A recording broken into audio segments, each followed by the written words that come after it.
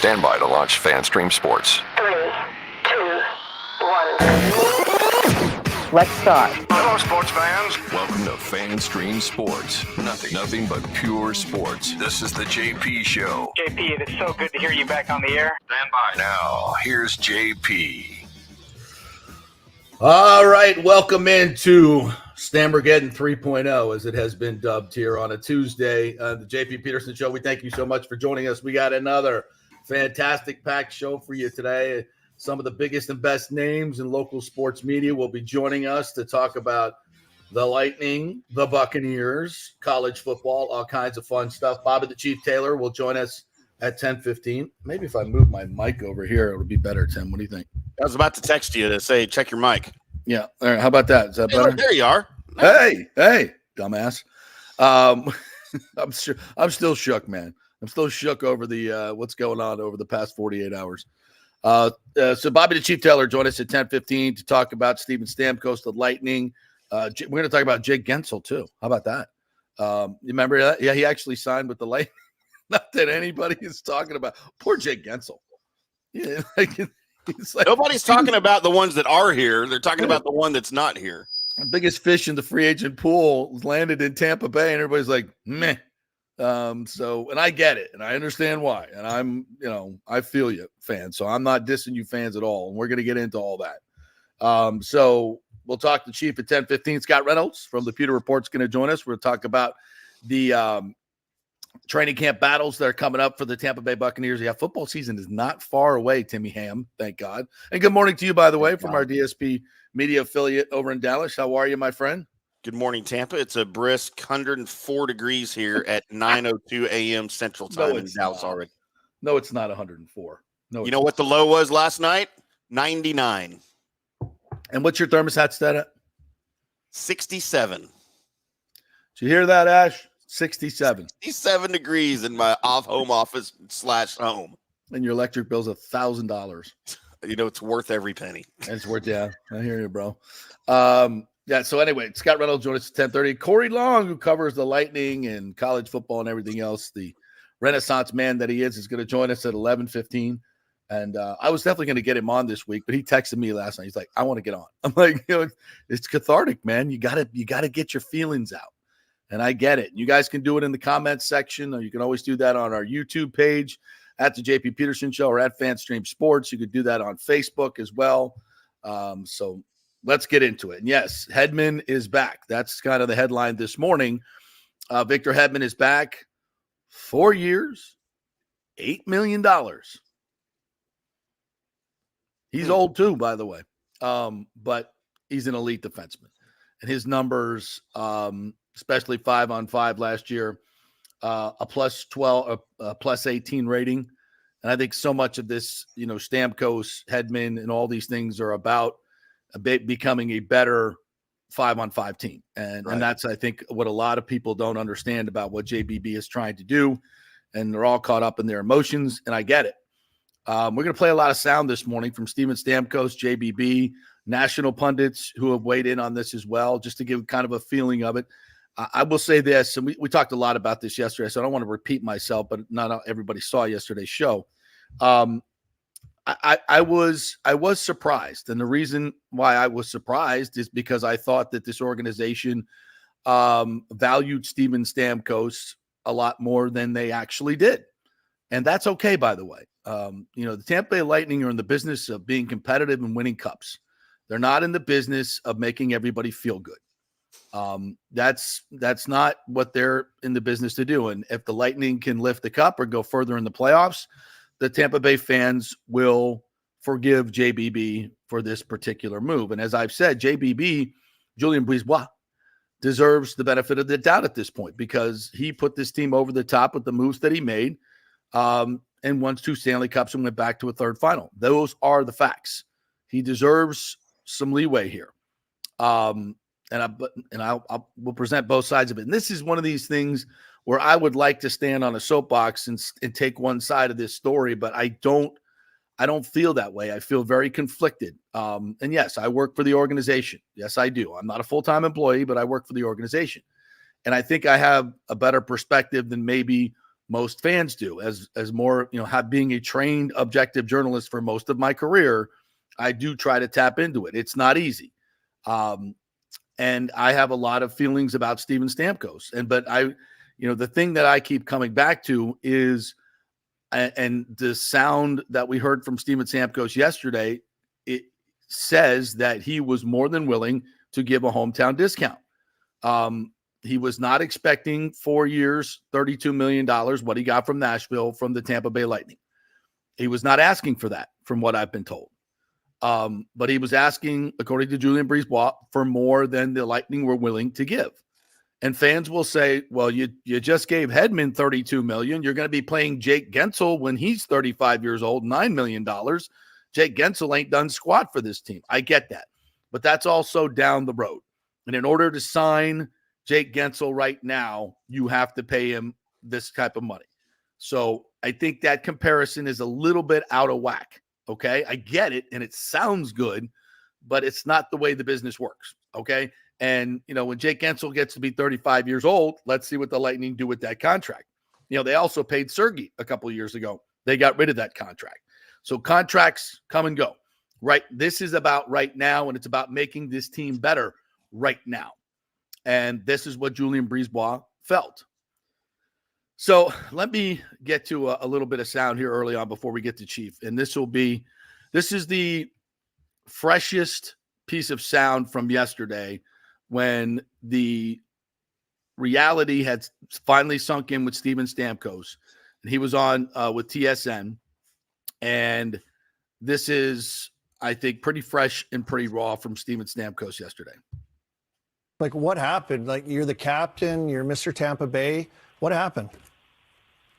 Yeah, to be completely honest, Army, I found myself asking the same question. And the more people I talked to, everyone seemed to share that same sentiment, which is puzzling and strange. And at the end of the day, there was no question that I was willing to put all that stuff aside to remain a member of the Tampa Bay Lightning. Like I said, my family and I absolutely loved playing for that city and playing for the players that are there. It just seemed like maybe not everyone thought that way. And listen, I'm a big boy. I can handle that. We went about doing our business. I thought I played extremely well this year, regardless of the contract distraction, and just, told them at the beginning of the year that it wasn't going to affect my play, and that's something that I was proud of. So, listen, we wanted it to end and retire as a Tampa Bay Lightning. It certainly didn't work out, but at the end of the day, in order to look yourself in the mirror, you have to just be honest with yourself, know your self-worth, know what loyalty and respect means to you, and move on. And that's why it's been so exciting for our family. Once we kind of got over that hump, we kind of zeroed in on a few teams, with Nashville being very high on that list, and just the mutual interest from day one, how aggressive they were, how accommodating they were in terms of any questions or concerns, and it just seemed like a natural fit, and we're so excited. Mm-hmm. Wow. Seems like he's as befuddled as the rest of us, huh? Yeah. How's that hit you? I mean, when I first heard that, I was like, wow, whoa. It's pretty telling. You noticed he said, the players and the fans. He did not say the organization. Yeah. And the organization.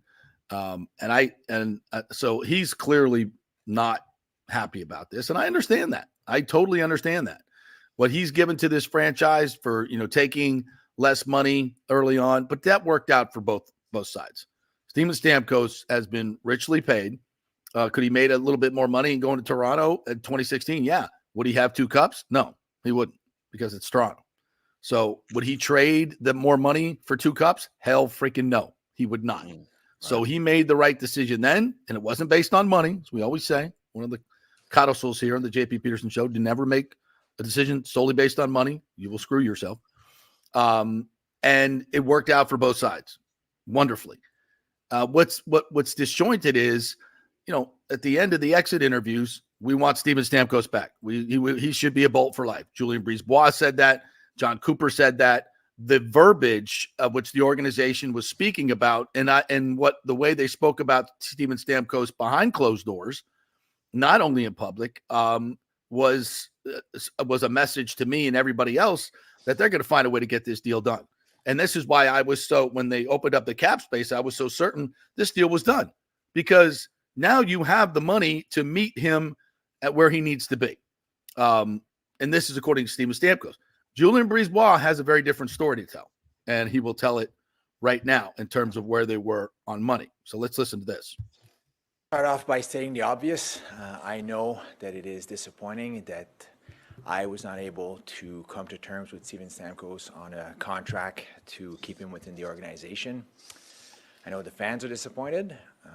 I know Steven's disappointed, and I'm disappointed. Like everyone, I wanted Stammer to stay in Tampa and finish his career with the Lightning. But like for every player, there were also limits. I felt like we had limits that I felt like were the limits that we could allocate in terms of cap space to him. And obviously, Stammer is sincere in all of his statements saying that he wanted to stay in Tampa. That shouldn't be questioned. He definitely wanted to stay in Tampa. But at the same time, it was clear throughout our process that he also had financial expectations that he expected us to meet. And there you go. Ultimately, I felt and made the decision that if I agreed to the terms that he wanted in order to get a deal done, I would not be putting ourselves in the best position to chase championships going forward. And ultimately, we need to make decisions that are in the best interest of the team's success. Tally's upset. I understand that Steven signing with the Nashville Predators today is going to overshadow any of the changes that have taken place within our organization in the last few weeks, in the last few days.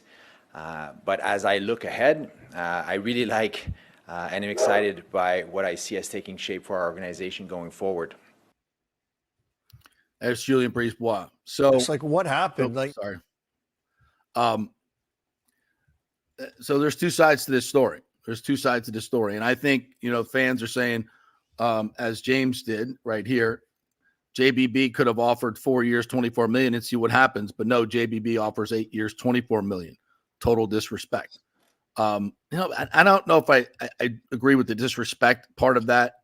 I get it that it sounds disrespectful, but the total package is very similar. It's not that far off.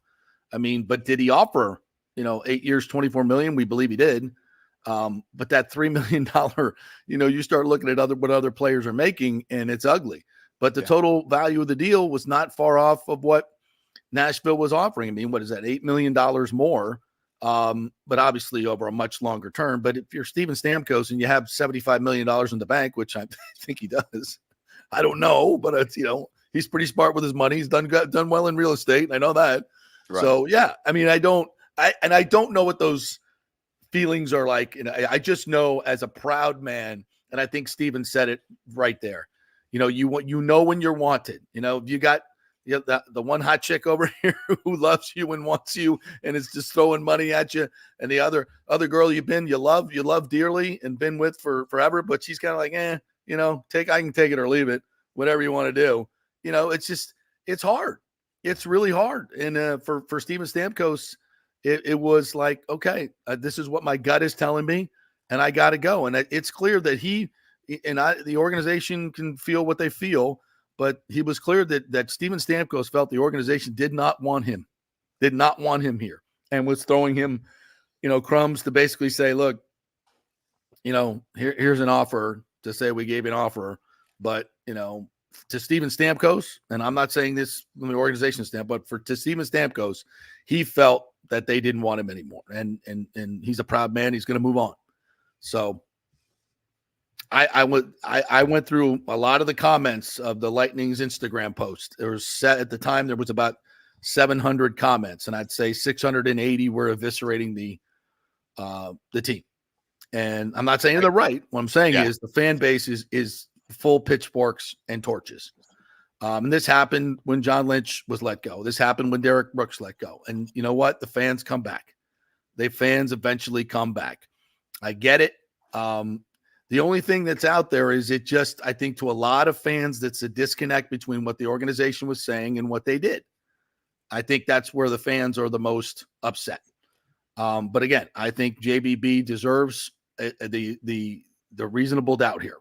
And I saw people line up all the names of all the players that he's gotten rid of, and there's a lot of great names on there. That's called the salary cap, people. You think he wanted to get rid of Yanni Gourde? No. Do you think they wanted to get rid of Ryan McDonough initially? Hell no. No, there's tons of players on that list that they didn't want to have to get rid of. It's called the salary cap.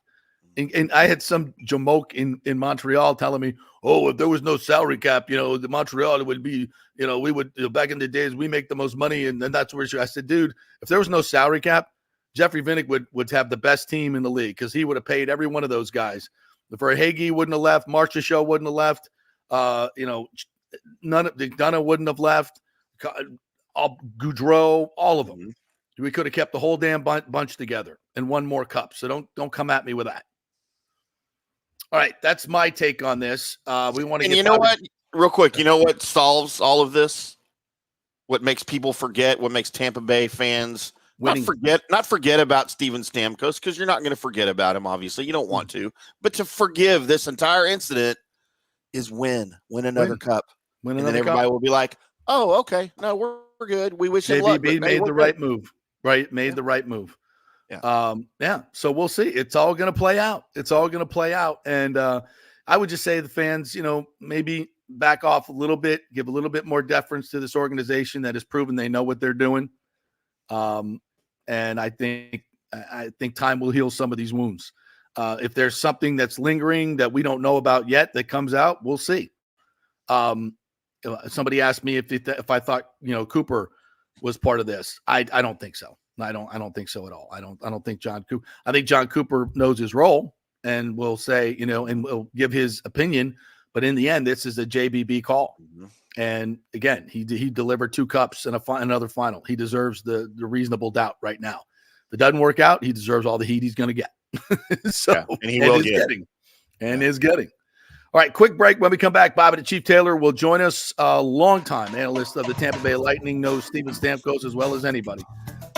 Very much looking forward for his perspective on this as well. We're brought to you by the Jeeves Law Group, JEEVESLawgroup.com. They are local, they are trusted, and they get results. It matters having a local, smaller firm as opposed to these national, bigger firms. So you don't want to be a number. You want to be somebody important, and they have your calls answered. That will happen at the Jeeves Law Group, JEEVESLawgroup.com. And, of course, our great friends at Hydrate Heroes. I got mine this morning. Go to tryhydrateheroes.com, get your free 3-pack, and you're going to taste it and absolutely love it. Tryhydrateheroes.com. Back in 3.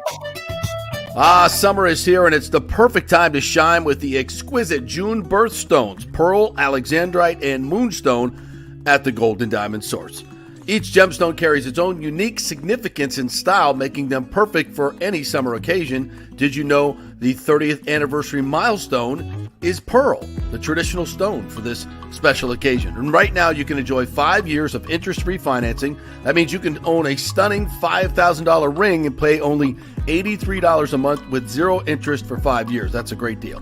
And shop online and get 15% off the June birthstones. And we love our partners, local businesses that have been here for 40 years. That's right, the Golden Diamond Source has been here for 40 years. Julie and Steve Weintraub have done so much in our community. We thank them, and we shop there. It's the Golden Diamond Source, 3800 Olmerton Road, always online at thegoldendiamondsource.com. Happy summer. As we head into summer and hurricane season, you must make sure that your home is fully insured. Over 40% of people in Florida are not fully insured because property rates have gone up lately. Your home is worth more, so it needs to be insured. Call the great folks at Italiano Insurance, 813-877-7799 to make sure you're fully insured. And also, you might just save some money. There are new companies coming into the state all the time. In fact, we just shopped our homeowners insurance, and I'm telling you, folks, we saved over $550 because Charity, the great customer service at Italiano Insurance, did all the work and found us a better company and a cheaper company. She'll do the same for you.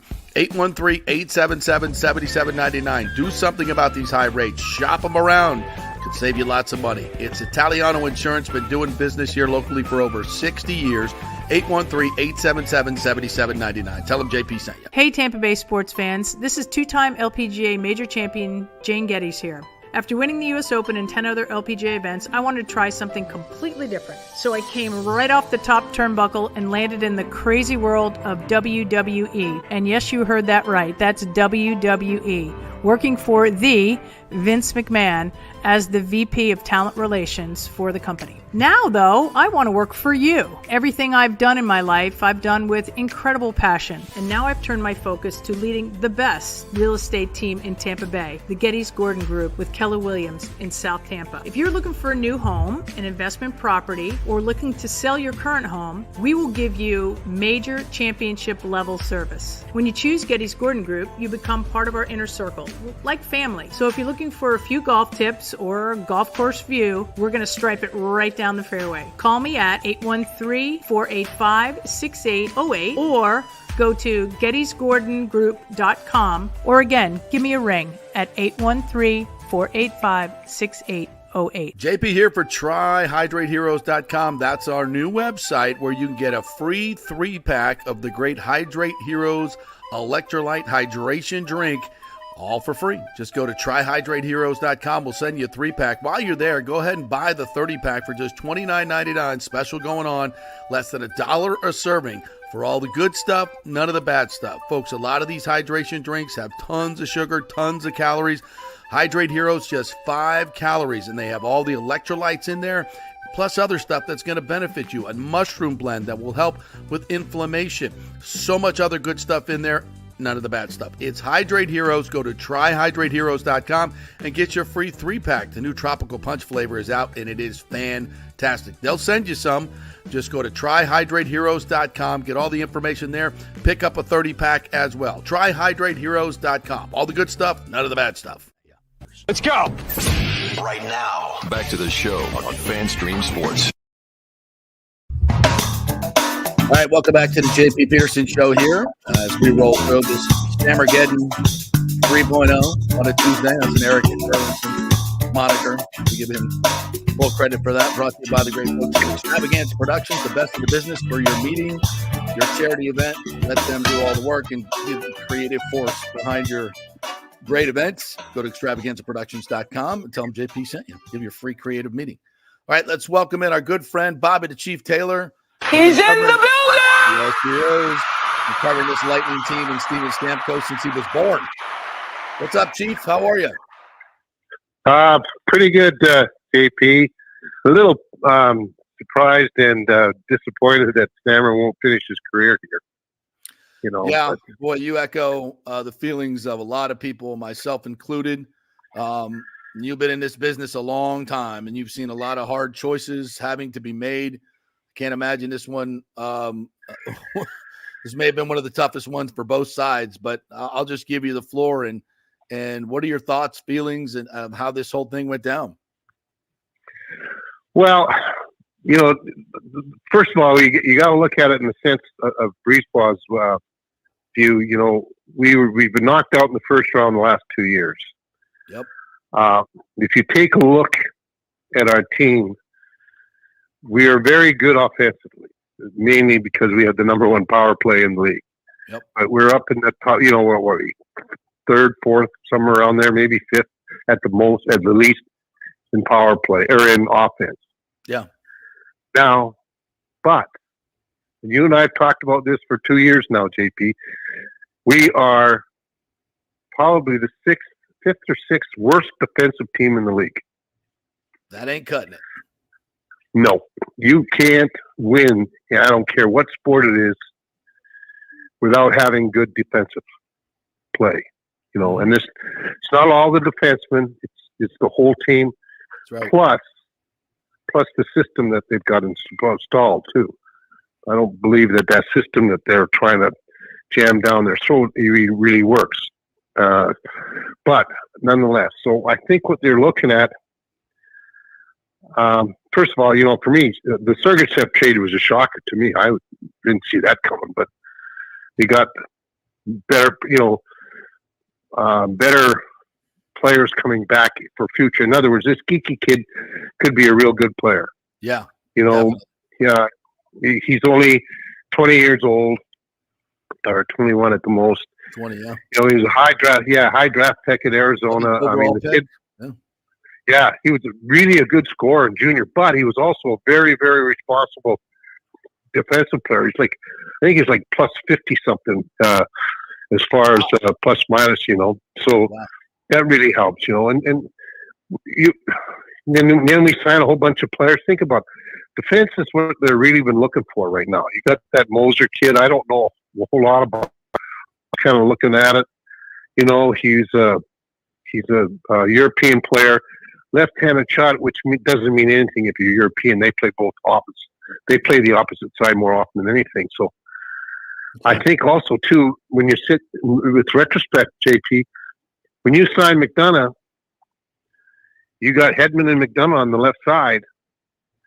We should have saw something like, because I knew they were going to have to do something to get some kind of, because they didn't have any real high draft picks. Yeah, and we haven't really had a whole lot of. I mean, to me, I think the defense has been something that they're really trying to focus on right now.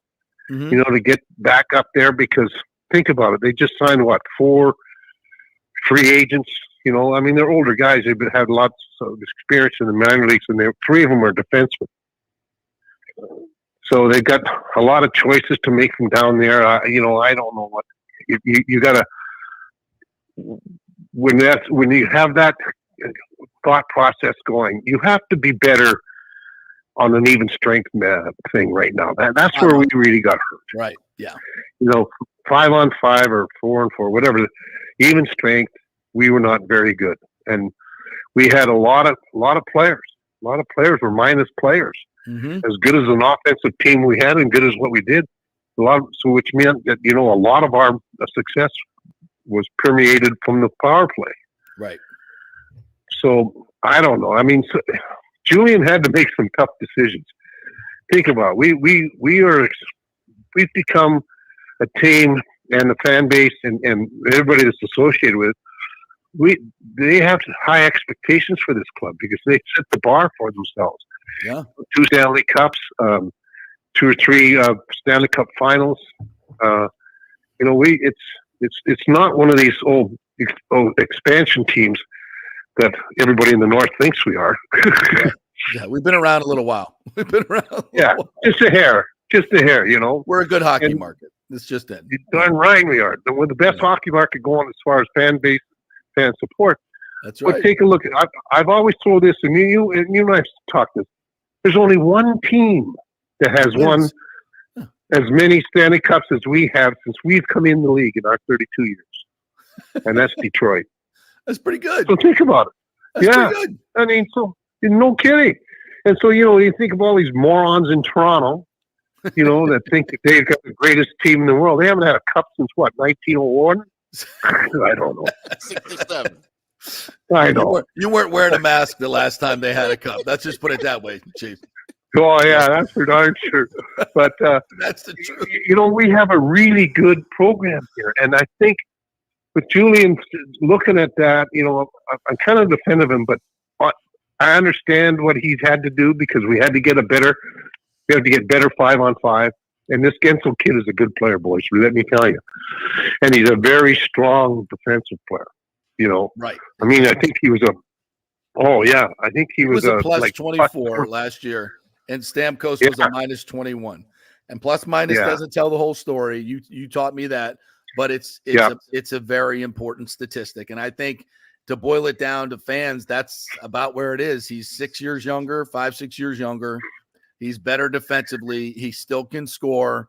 You're younger, you're faster, you're more responsible defensively.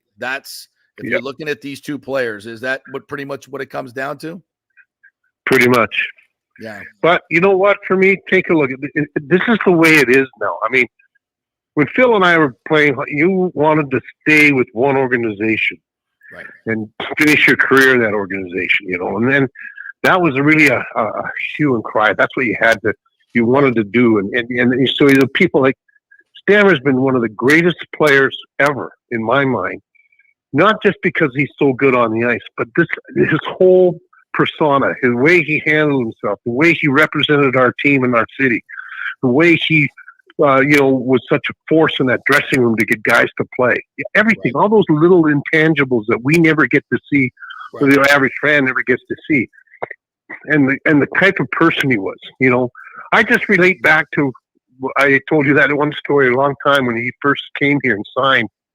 And, you know, I was talking with his mom and his dad come walking in through the back, how we come into the building there, JP. And they're madder than a hatter.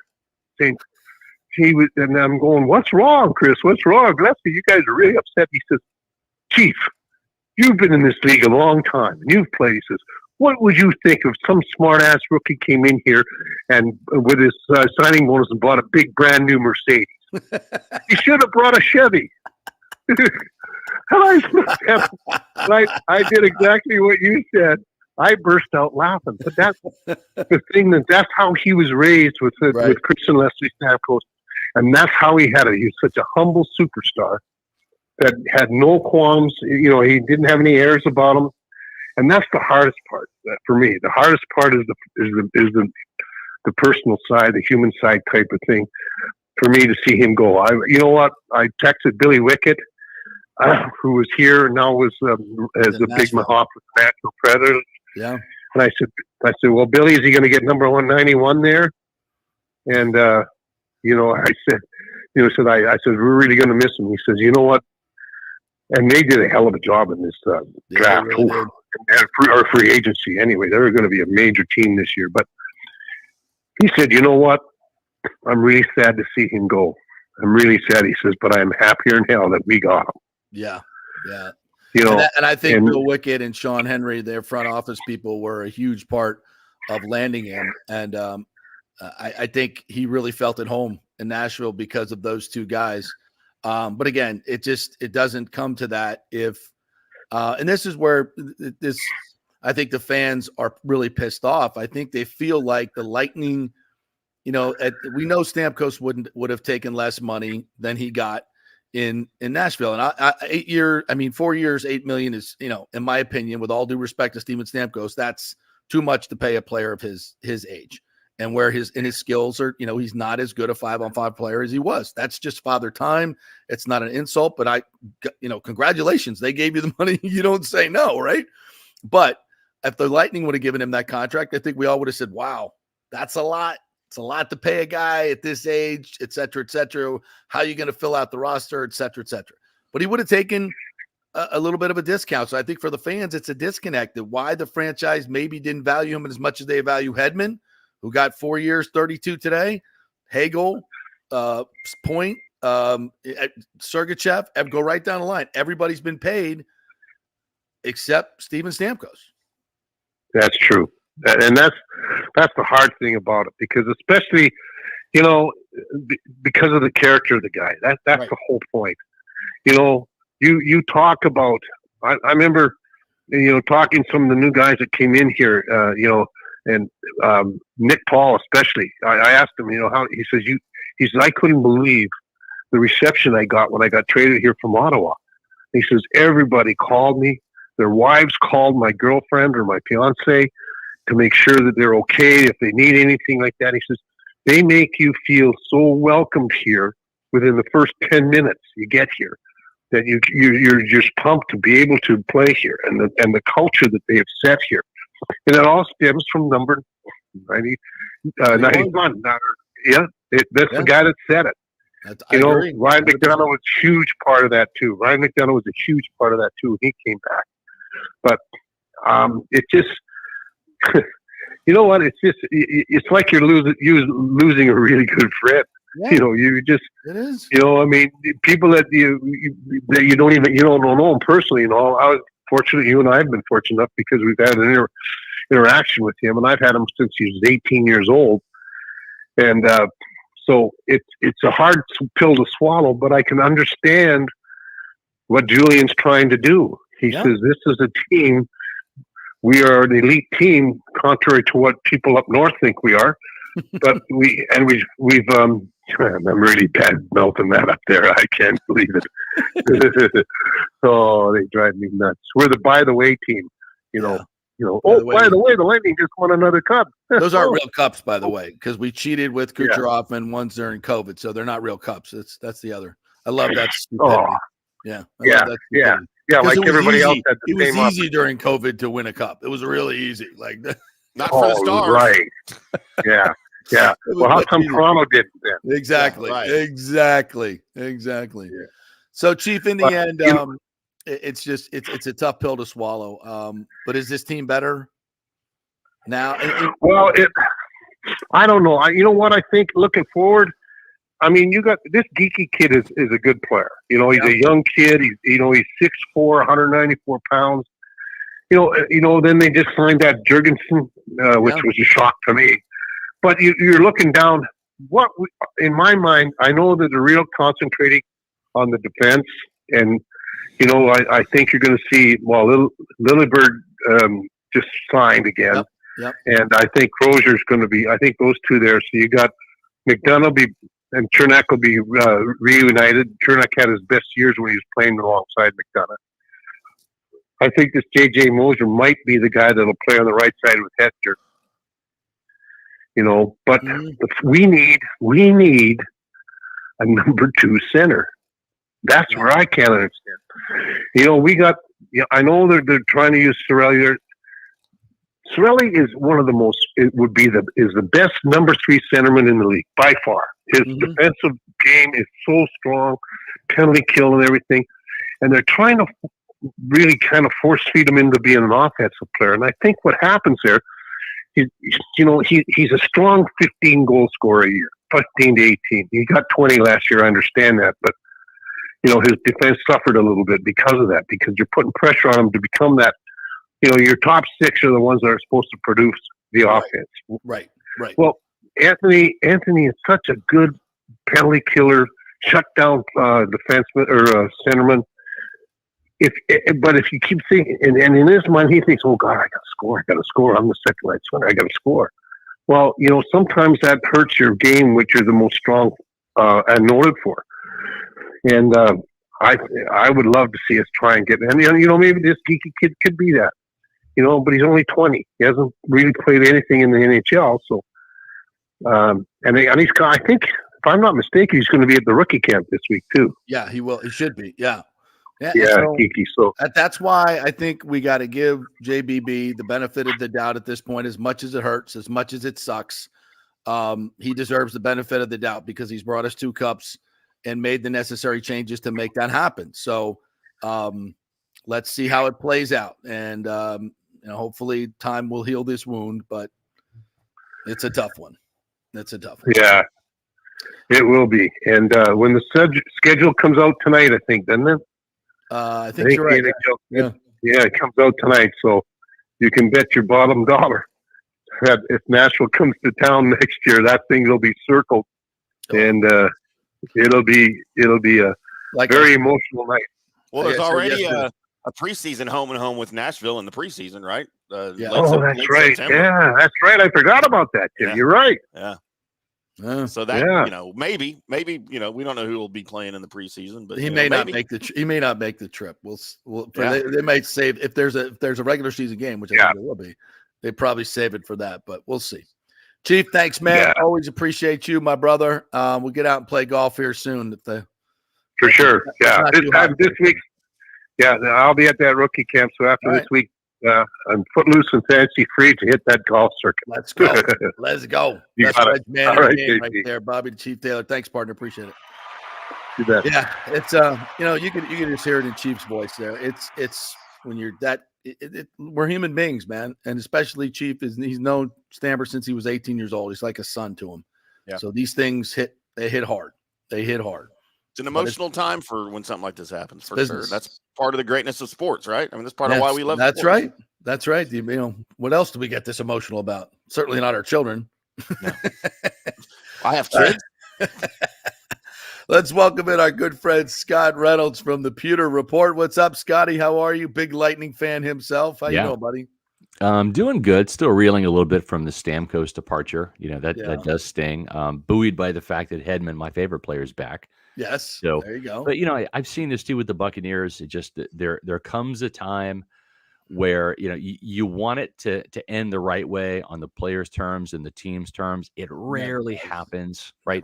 Mike Allstott went out with an injury, right? And so the Buccaneers were kind of rescued from having to eventually cut Mike Allstott. Rondé Barber decided he was still playing at a very high level. Yeah. But he decided to retire on his terms as a Buccaneer. But we've seen it with John Lynch. We've seen it with Derek Brooks. Some painful cuts. Warren Sapp was another one, not re-signing Warren Sapp. Warren Sapp was never cut, but the team essentially decided to put money in Booger McFarland as opposed to Warren Sapp. Mm-hmm. So it happens, and I've seen it happen in my job with this franchise. Jason Light could have been feeling the exact same wrath as JBB if he didn't re-sign Mike Evans. Yeah, and I think Levante David, fortunately, will be able to end his career on his terms, much like Rondé Barber. It seems to be going that way. We'll see what the future holds this year, but it's rare that you get to ride off in the sunset and call it a day on your terms. And maybe that happens to Hedman. It didn't happen to Stamkos, unfortunately. Mike Evans' situation, I thought, was the most analogous to Stammer's situation. I mean, really close. Yeah. Didn't get the contract extension the year out. Right. Both situations. And I thought that for the Lightning, it was, we need to evaluate you, Steven Stamkos, another year. Yeah. I think the Bucks were like, we want to make sure that Mike can still play at that level. Both teams, I think, needed to see where the salary cap was going and see where everybody else was around them. Are they going to need to pay a quarterback? Yeah. How much are they going to have to pay a quarterback? How much are they going to have to pay Hedman? How much are they going to have to pay everybody? So I think more information was needed from both situations. So it justified not giving the extension. So but the difference to me was, I think the Buccaneers made Mike Evans feel like he was really wanted. And even though it was like, we can't give you all of that, what you need, but we love you and we want you back and we got to have you. Yeah. And that's where I think it was different. I think the Lightning felt like, that maybe Stevens, he was declining. You can make that argument. Sure. Minus 21 defensively wasn't the guy, power play, all that stuff. Yeah. So I think that's where the difference was. Yeah. I think you're right. And also too, and again, I am not a Lightning reporter. I'm a fan, so I don't have any insight or any inside information or anything like that. I'm just a casual observer in this particular role with my Lightning hat on. But we heard from Jason Light and Mike Evans that from training camp, it was, Mike, we love you. We're just going to play this out. We want you back, right? That was communicated to Mike. Mm-hmm. And I think with Stamkos, at least from what I saw in some interviews this time last year throughout the season, it was Stammer was a bit in the dark, right? He didn't know what the future held. And I think they never came to him with an exactly. extension, and I think that's an important distinction too, I agree. And you're exactly right. They had to see where Evans was going to shake out in terms of his numbers, the numbers contractually that Evans wanted, where that fit in the Bucs salary cap, what the salary cap situation was going to look like, what other free agents were, Jason Light didn't know if he needed another quarterback in 2024 or not, right? Or if Baker was going to be the guy. Right, exactly. Baker was going to be the guy. Exactly. To what level, to what financial level was Baker going to be the guy? Exactly. But at the same time, that message was consistent. Mike, I love you. You're my first ever draft pick. We want you back. The Lightning did say publicly how much they wanted Stamkos, but was that communicated to Stamkos? In other words, did he feel it? I don't know, based on those comments from Stamkos himself, that he actually felt it. Certainly not at the end. Certainly not exactly. Yeah. Mike Evans knew from training camp last year that he was loved. They wanted him back. They just had to be patient and see where everything shook out. Yeah. Great points. And I wanted you to draw those distinctions because I think fans definitely looked at the two very similarly, as they should, but two vastly different outcomes. So well, and you know what? And we'll see how this franchise moves forward, right? Because Mark Dominic was the one who cut Derek Brooks, for example. Bruce Allen was the one who didn't re-sign Warren Sapp, ended up cutting John Lynch, et cetera. They didn't last long. Right. Yeah. And those moves were the wrong moves. John Lynch had 4 more Pro Bowls. Correct. Sapp, I don't know. I mean, he had 10 sacks the next year, or 10.5 sacks, I think, the next year with Oakland. 2 years after that. His sack numbers dipped a little bit first year, and then he did have a 10-year sack or 10 sack season the next year. but yeah, he was in his 30s and wasn't the same player. That one I think, and I think Oakland probably overpaid. Yeah, for sure. But so maybe that worked out. Maybe it didn't. I think the Lynch was Derek Brooks. disaster. Love Derek Brooks. He was done. Yeah, he just was right. And the league told him that, right? He was not going to get paid anyway. He's not. This is not like Levante David right now. Yeah. Like Levante. Now at the same time, Derek was also, I think, a little bit older, 36. Levante's 34. Mm-hmm. So it's going to be a point in time. Hopefully, it's not next year, but there will be a point in time where the wheels fall off Levante David too. It just happens. Father Time is undefeated in every major sport. It just happens at some point in time. But the thing is unless you can find replacements for legends and do it quickly, it's going to cost you your job. I mean, look no further than Jason Light last year with a bit of a Hail Mary, to use the quarterback analogy, finding Baker Mayfield to replace Tom Brady. It's the numbers weren't the same. 4,000 yards compared to 5,000 and 28 touchdowns when Brady points. Had more points. So exactly. More points. Yeah. And more wins. More wins, more points. But that's the kind of bridge that you need. Those get that done for the Lightning. We shall see. We shall see. Exactly. But it's important to note that as time goes on from the Stamkos departure, are the Lightning either staying put as a playoff team or are they ascending? Because if they're starting to decline, we know how this ends for general managers. Mm-hmm. No, absolutely. And JBB knows it. He does not play it in the safe zone. He is a balls out. Let's go for it. And this is about as much as you're exposing your cojones as much as you can. And Jason Light, it had a little bit of this type of situation too with Gerald McCoy, letting him go, a 6-time Pro Bowler, community guy, fan favorite, right? He was the face of the franchise when the Bucs sucked for years. Mm-hmm. He was the best player on the team, but made a controversial move to let him go and bring in Ndamukong Suh, and it ended up working great. Suh was a catalyst to help the Bucs run defense get back. Anybody to where talking about getting rid of Gerald McCoy? Yeah, it's historically no, not at all. Because you won a Super Bowl. Okay. Yeah. So just win, baby. That's the name right. of it. All right. So this next chapter begins. Yeah, exactly. Yeah. This next chapter begins with the Buccaneers at a training camp that I'm very much looking forward to, because I think there are, as opposed to last year, there weren't a whole lot of battles. Like we knew Baker and Kyle. That was it. Yeah. Well, yeah.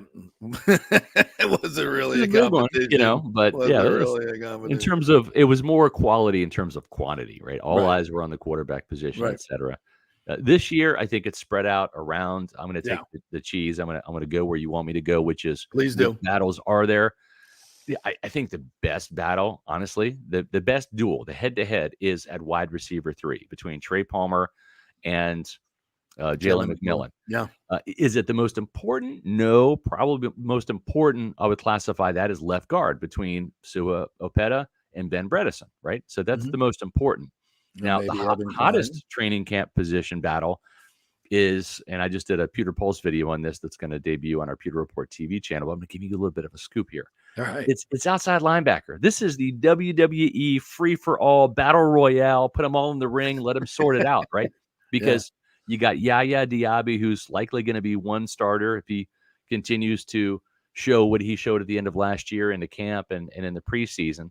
But then who's going to replace Shaq Barrett? Well, Joe Tryon-Shoyinka, Chris Braswell, those are probably the two names on deck there. But you have Anthony Nelson. He, like JTS, both in contract years. Mm-hmm. They're going to be clawing and scratching and itching for as much playing time as they can get to get that next contract in Tampa Bay or elsewhere.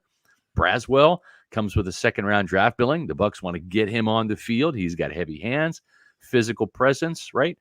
So there's what I would consider the top 4. Then you got Marquise Watts and Jose Ramirez on that third line right now. We're talking kind of hockey shifts here, but they're the third string guys right now. Watts, I think, has the talent to be anywhere from outside linebacker 5 to outside linebacker 2. Wow, kind of reminds me a little bit of a maybe a slightly less powerful James Harrison, but similarly built 6'1", 250. Who else was built like that? Shaq Barrett. Shaq Barrett, yeah. Quick. He's the quickest, fastest guy off the line of scrimmage. He is bendy. He can dip and rip. He can get under the tackles the way Shaq did in his prime. And so he is a guy that I think if he's up to 250 now, so he's added some size. If he can set the edge and be competent on run downs, early downs, then he'll be more than the designated pass rusher that he was at the end of last year. That's the key for him. Not just what you do on third downs. You got to get to the quarterback, but he was wrecking people in practice. We heard from Todd Bowles. Yeah, which was always strange to me. And second down, like, well, then why don't we see him in the game? Yeah, exactly right.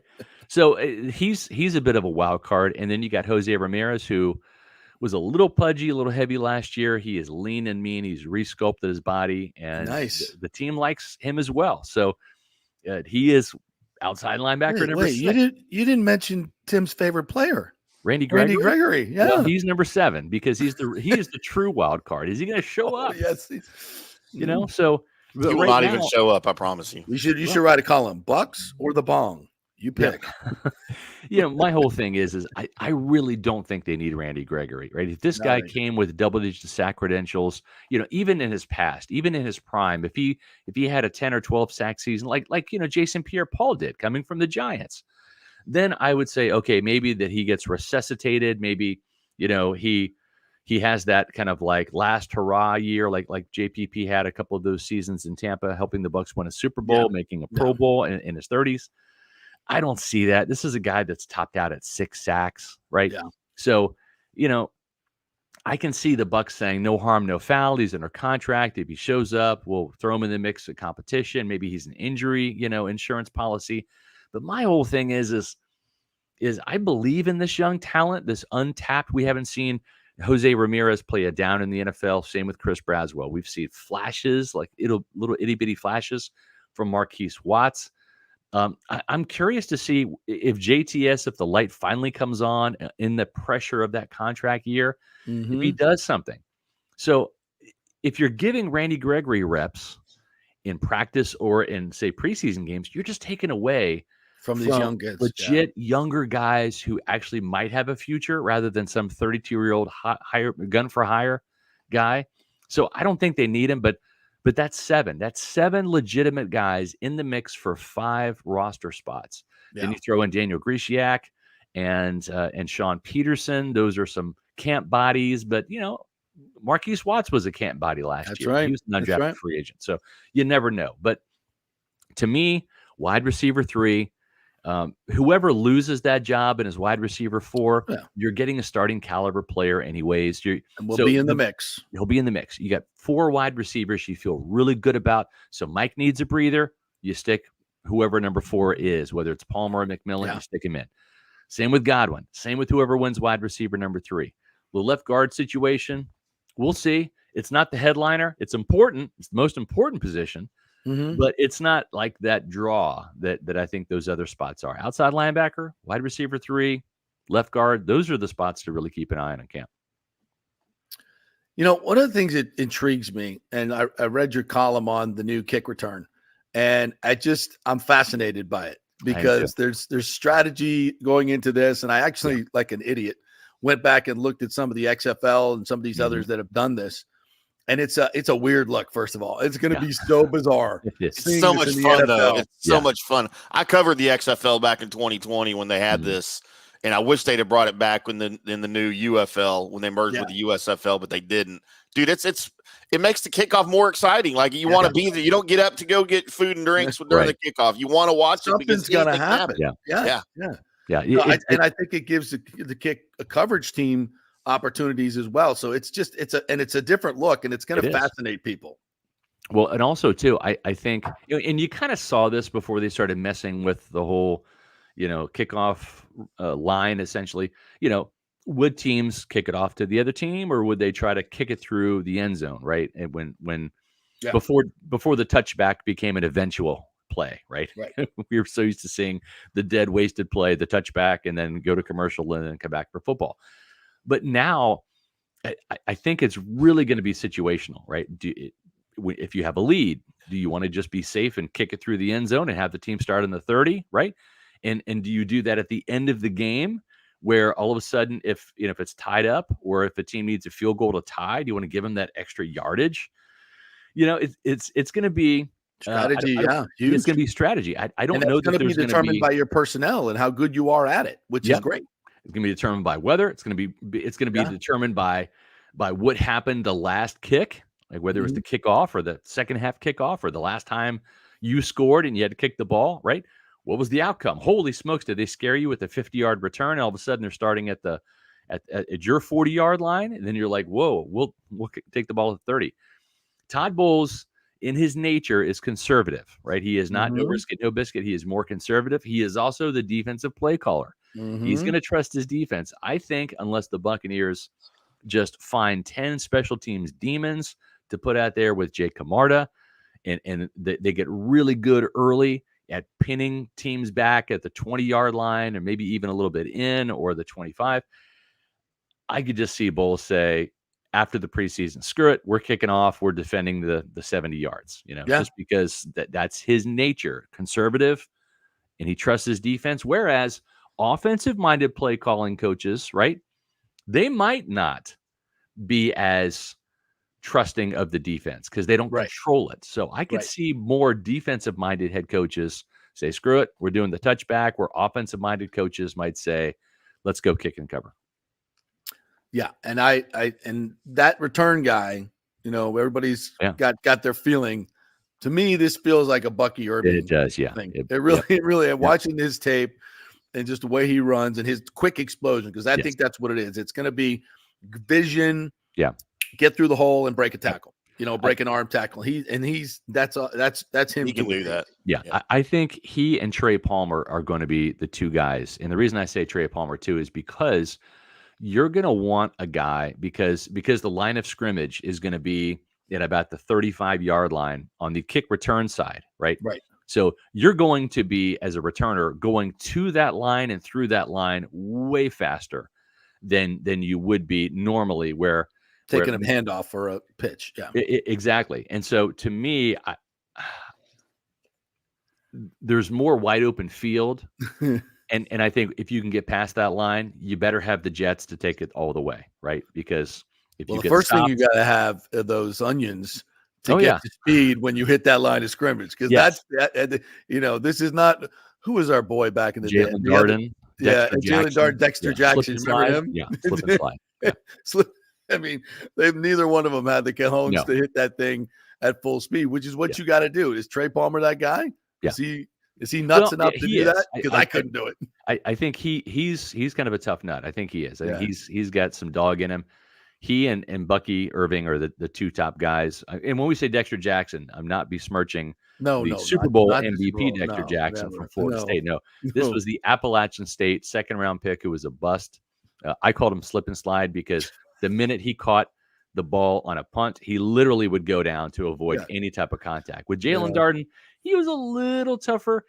What Jalen Darden's strategy was where's the sideline? Where's the sideline? Make a beeline to the sideline, and how fast could I get there? Yeah. Unbelievable. Scott Relis joining us here. There's been a lot of talk. The pundits are all crapping on the Buccaneers. They were. It's funny because I think I've seen a little bit of a shift. There's a shift in Vegas. Yeah.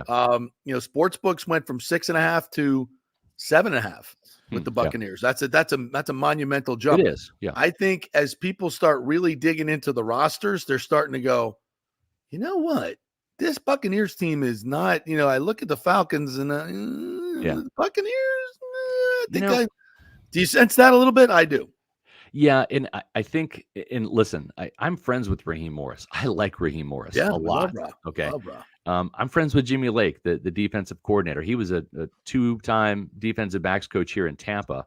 One when he was under Raheem Morris, and then when Raheem was the head coach, he was the defensive backs coach here. He went to Washington, recruited like all of their Husky defensive backs that are now in the NFL. He's a really good defensive-minded coach.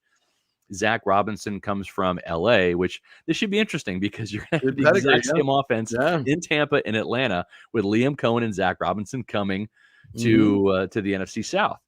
But having said that, Jimmy Lake's never called plays at the NFL level. Is Raheem Morris going to do that and juggle head coaching responsibility? How is Zach Robinson going to transition? He's never been a play caller before, at least with Liam Cohen. He has 2 years of play calling experience at Kentucky. Plus, he called a handful of games at the end of the 2022 season when Sean McVay was like, I need a breather. So I just I'm doubting the Falcons coaching There's staff a a lot little of bit. unproven. It's a lot of unproven things. I think they're Yes. talented coaches, and we love Yes. them. And I think in time they'll be really good. Yes. But to throw all this on them in year one, exactly. that's a lot. Yeah, That's a lot. You're right. It is. And so that gives me a little bit of pause this year. Now, I think the Falcons are going to be more formidable next year than they are this year. Just like when Brady came to Tampa Bay, I went on record saying they're going to be better in 2021. I don't think they're making the playoffs, or I should say, I don't think they're making the Super Bowl in 2020. I was wrong. I thought they'd be a playoff team and a real Super Bowl contender in 2021. Turns out I was kind of right.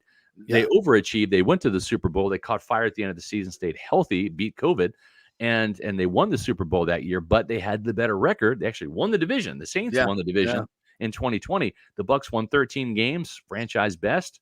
And if you give me either Antonio Brown or Chris Godwin and Tristan Wirfs, one of those receivers and Wirfs, they beat the Rams and they win the Super Bowl in 2021.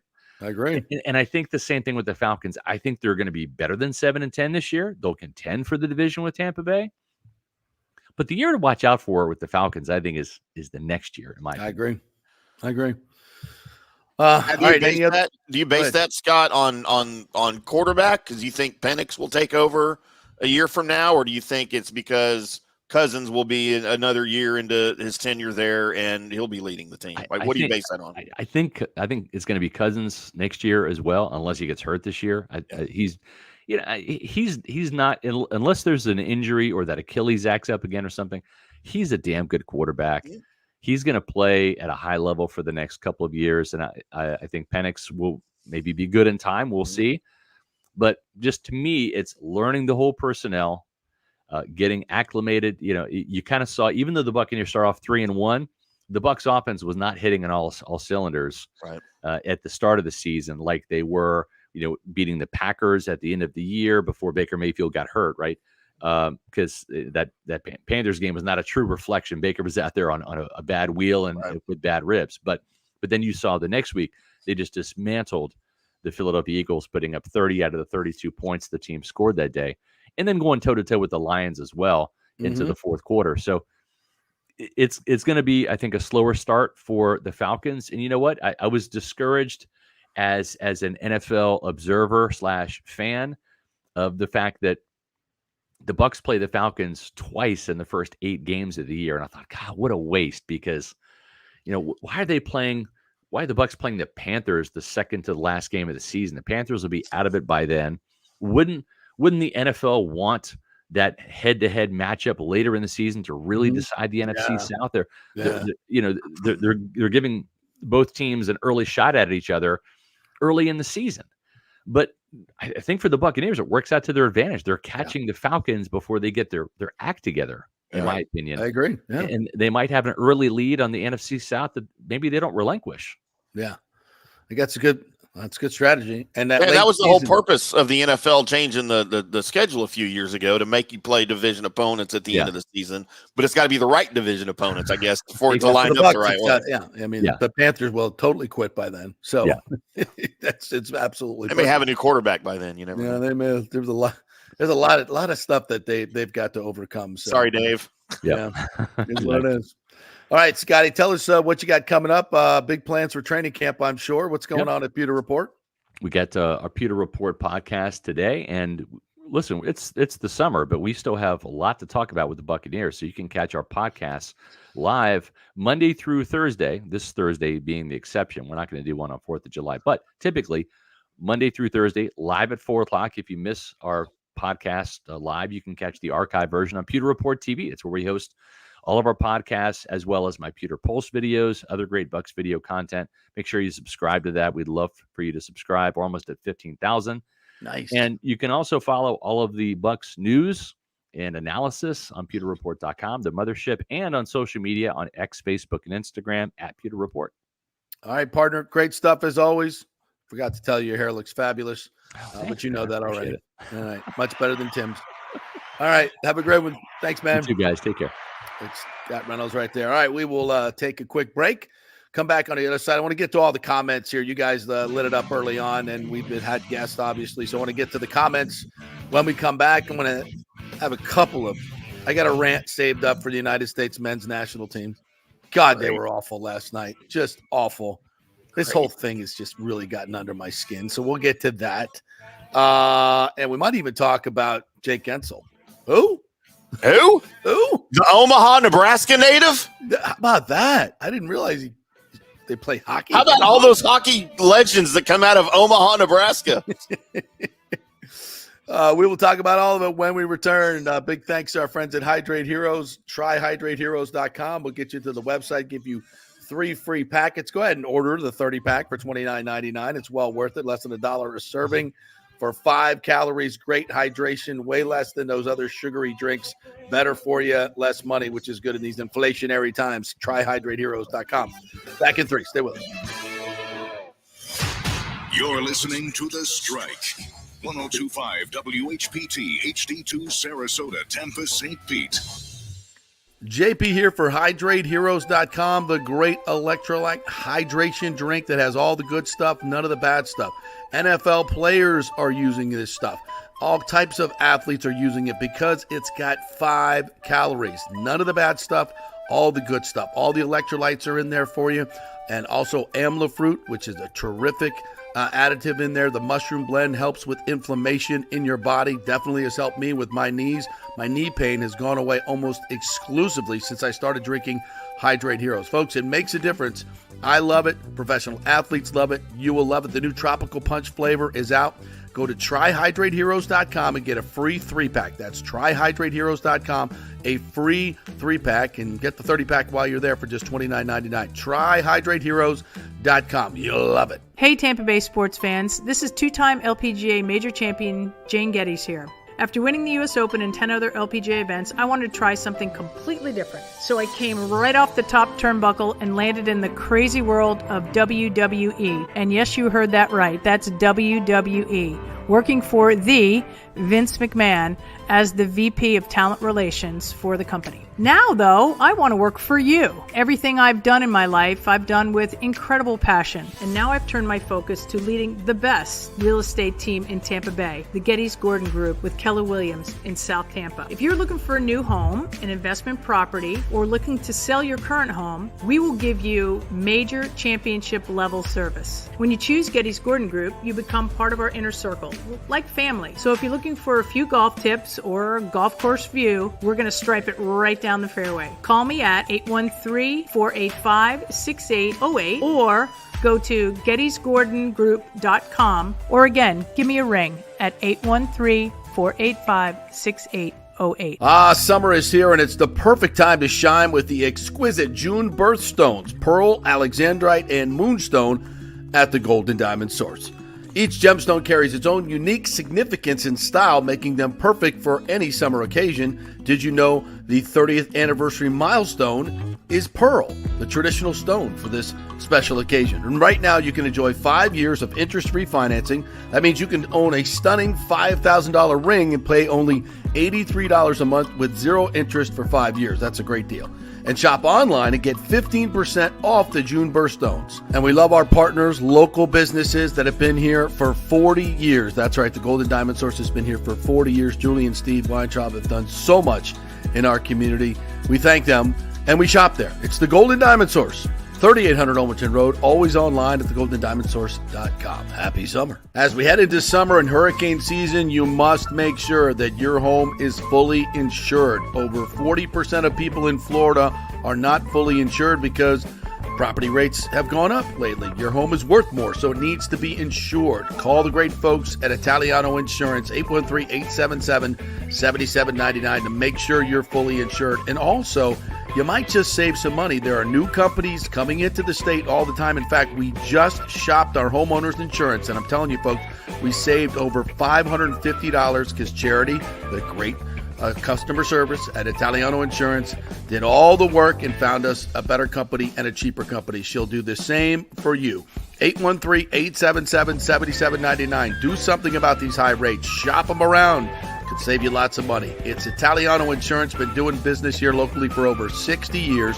813-877-7799. Tell them JP sent you. Let's go. Right now, back to the show on FanStream Sports. All right, welcome back to the JP Peterson Show here as Stammergeddon 3.0 continues. Hey, but Victor Hedman has been re-signed, but we knew that was happening. $8 million per year for 4 years. Found the money for him. But he makes them a better defensive club, better 5-on-5, all that good stuff, which we talked about. Our thanks, by the way, to the Jeeves Law Group, Italiano Insurance, Gold and Diamond Source Italiano Insurance just saved us $500 on our homeowners, folks. So, yeah, if your bills are going up, I get it, but there's ways to get them down. Have Italiano shop them around. New companies are coming in, offering lower rates, so let them find you a lower rate, right? 813-877-7799. So if you're so pissed off at your homeowner's insurance, have them shop it around. May not find you a better one, but they might. They did it for us. So let them do it. All right, want to get to some of these comments. Kenneth McClary, first time I've seen you in here. Thanks so much for joining us, adding new folks each and every day. I don't know if this first comment came through, but I know how much the free agent that we did sign in place of Stamkos. They paid him more.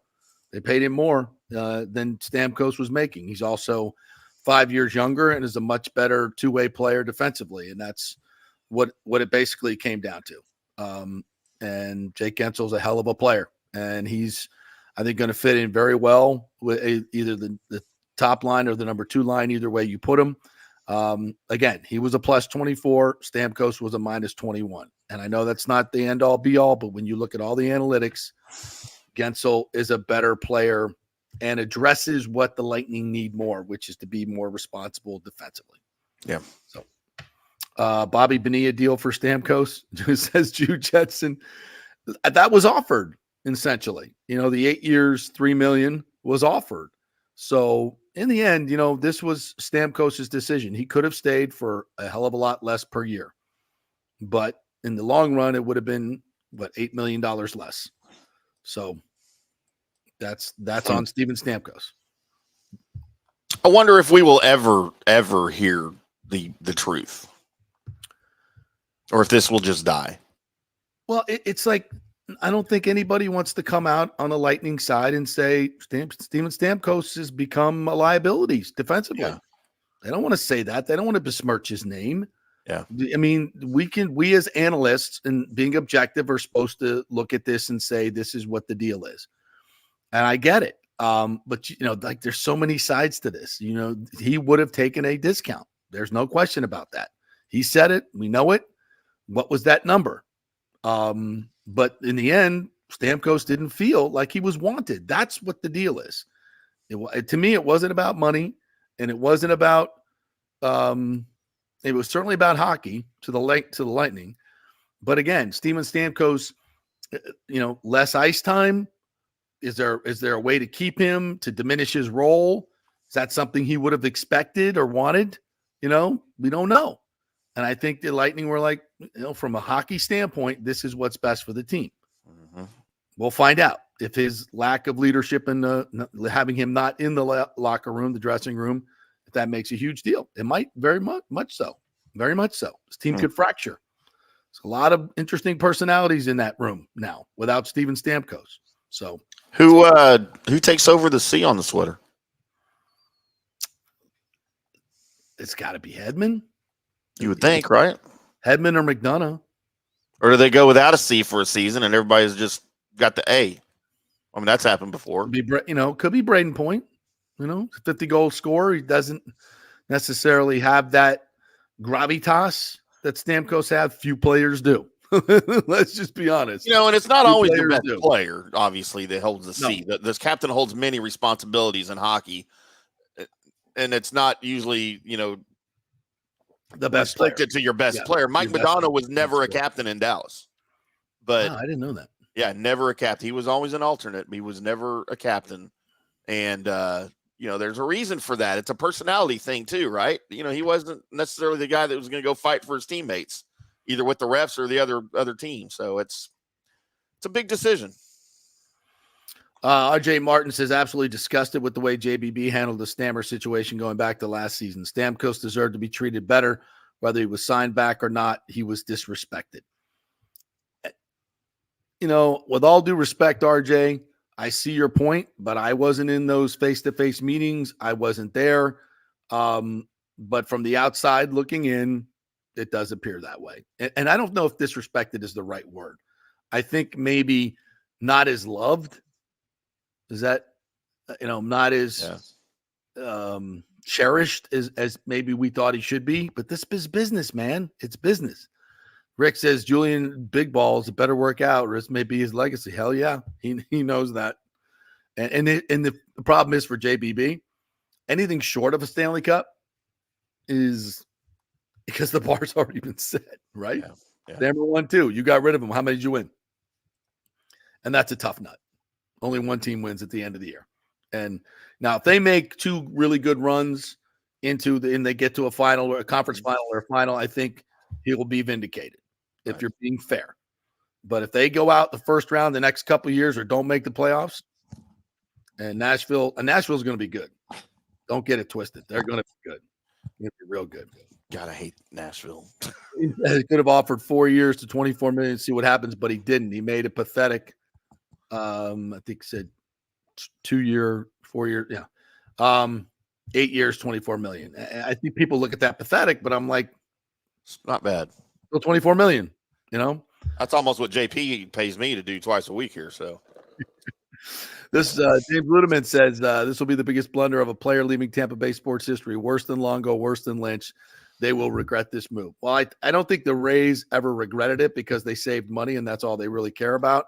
But I know that the Bucks regret getting rid of John Lynch. That was a mistake. That was a huge mistake. And they know it. JB lost all respect for Jeff Vinnick. What a phony. We don't know that he had anything to do with this, do we? I don't. His MO is I don't get involved, and I think and I like owners like that. But then again, I mentioned the Robert Kraft thing last week, yesterday. So Belichick wanted Brady out in 2018 was it or 17? Whatever it was. Anyway, Kraft said no, and they won 2 more Super Bowls. So he was right. Do I think Coop supported this? I don't think that. I don't know. I don't think he had. I think he made his case, like from a coaching standpoint, and said, "It's in your hands, Julian. I'm not getting involved in this. I'm the coach." I think that's probably where he was at. Did he go to the mat for Stammer? I don't know. I have no idea. I have no idea about any of that stuff. Yeah. James says the writing was on the wall and when he didn't get a deal done before last season. I don't believe that. I don't believe that at all. I think more information was needed. And I think they got some information that confirmed that they weren't going to spend the money, and that's the -21 and the 5-on-5 play of the team. I think that's the information. So I think everybody that says, "Oh, you're shocked that it happened," you should have seen it last year. Then you're saying the same thing about Mike Evans.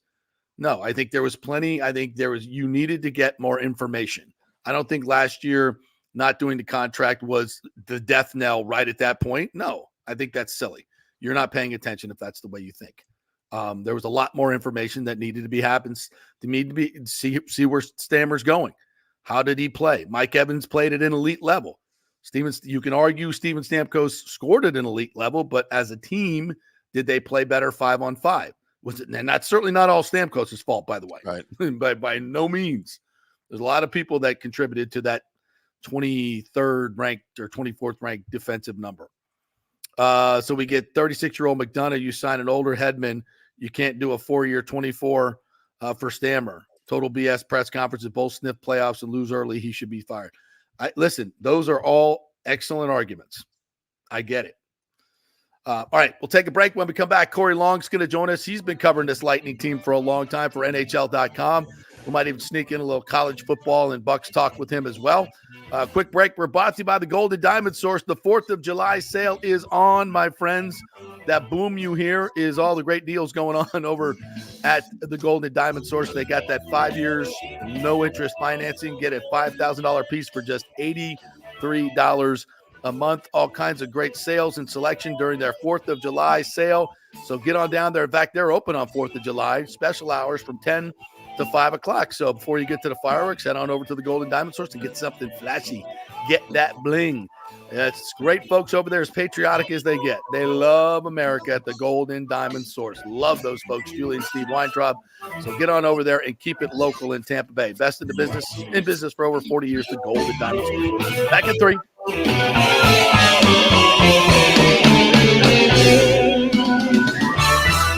JP here for the Jeeves Law Group and my man, Scott Jeeves. If you're going to hire an attorney, do you want some guy looking for a quick settlement and a quick buck, or do you want an attorney with some chops?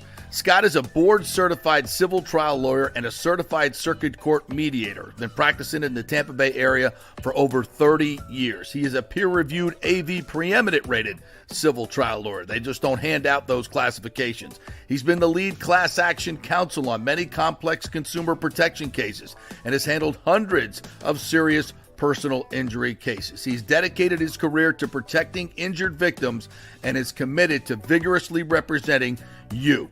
We're local, we're trusted, and we get results. Personal injury and personal attention. Call for a free case evaluation. That's 888-9-JEEVES. That's 888-9-JEEVES. The Jeeves Law Group.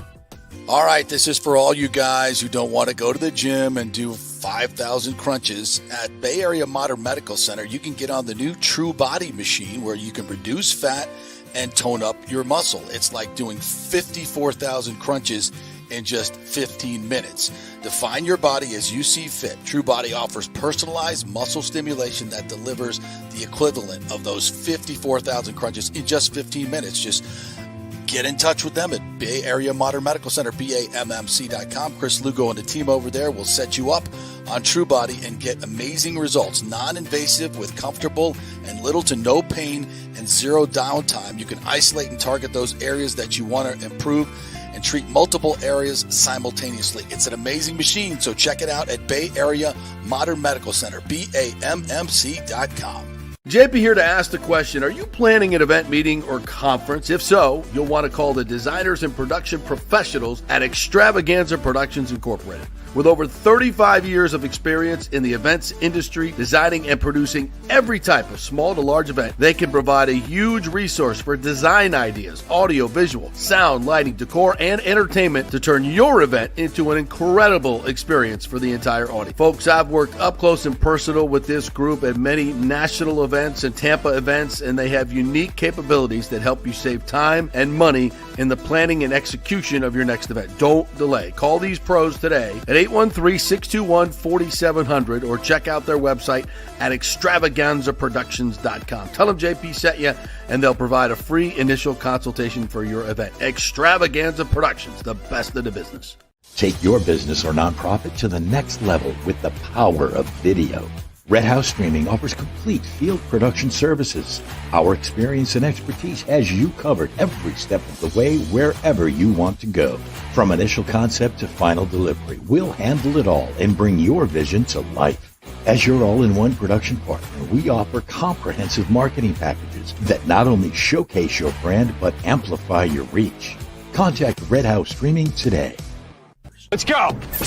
Right now. Back to the show on FanStream Sports.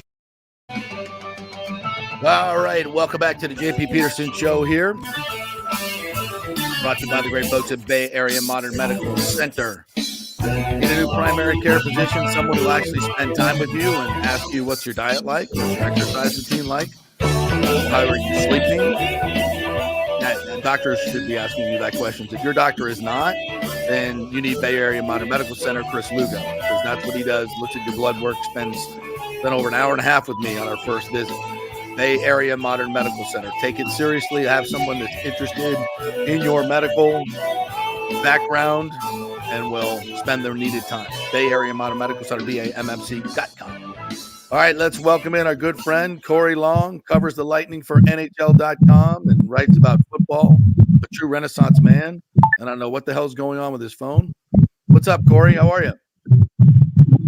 I'm doing well, buddy. How you doing? I was listening to Bay Area Modern Medicine. I'm like, they're going to put me in 15 minutes. They can put me through a whole gym workout. I ain't got to go to the gym. I'm into it. No, not in 15 minutes. 5,400 crunches ever.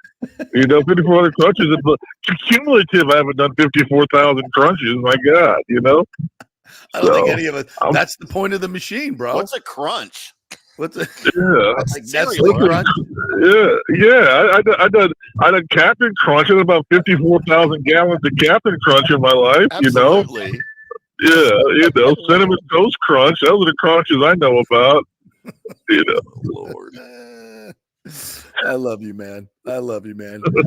So I get a text because I haven't called my good friend Corey in quite. I'm trying to give you a break for the summer until I use you up during football season. But he's like, I want to get on and I want to talk about this and I want to hear from you because I don't know where you're going with this Stamkos thing, but I'm interested to find out because I know you've known him for a long time and you've covered him and and I also know that you can be very objective about things. So I'm interested to hear your take on this, on Stamkos leaving. Well, let's start with the easy part first. Steven Stamkos is for 16 seasons he was he was the leader captain. Came in as a 18-year-old rookie. We really saw him grow as a person, saw him grow as a player, saw him growing, as a leader, as a family man, and it's a sad day that he's not, still part of the Tampa Bay community. From what I understand, his family they're moving, and that was one of the big reasons why he chose Nashville is because he felt like it was a great place to raise his family. So, it's not just you're not just losing a player, you're not just losing a cornerstone of a franchise, but you're really losing one of the great people in the community. So, let's get that out of the way. Just there's nothing but superlatives you can say about Steven Stamkos if you spend any amount of time around him. He's just his work ethic, his professionalism. He's a gentleman. You just celebrate everything that he does because he's one of those guys that you want good things to happen for. Yep. And he's earned everything he's got, and he's earned his whether we he got another big contract. And he earned it. He didn't go out there and fall on his ass a bunch of times and someone gave him $8 million a year as a thank you gift. He went out there and he's earned it. He shows it every night. He brings it the best he can. Now, the couple things I will say. You've been to a lot of Brisebois press conferences. I've been to all of them since he became GM. He is so, oh my God, how do we say? He is just sharp. He's always sharp. I mean, just looks good. Amazing communicator. Yesterday was not that day. You saw a guy with, you could tell he hadn't slept much. He was stumbling over some words. He was, it was a tough day for him. You could tell a lot of emotions has been getting to him over the last few days, with obviously the Stamkos move, probably the Sergachev trade as well, just the moves that he made. And, he was stuttering over his words a little bit. It was not, he's normally just so sharp and direct that, I said, like, guy's a machine. And with him not being that way yesterday, you could tell everything took a lot out of him. Now, I'll say a couple things for that. He's getting a lot of all the heat is coming onto him, and that's part of the GM. But you and I both know, we're both smart enough to know that they have the most tenured coach in the NHL by a long shot, and he has so much say in the roster of guys that he wants to coach. No one here can tell me for a second that if he wasn't adamant that Steven Stamkos be on this roster next year, that Steven Stamkos would be here. Again, that's not saying throw all your fire at John Cooper. It's saying this was not just a singular business decision.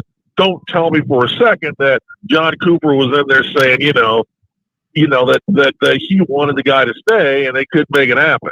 I think that I do believe that there was sincere efforts to keep him if the numbers worked out to where they wanted him to.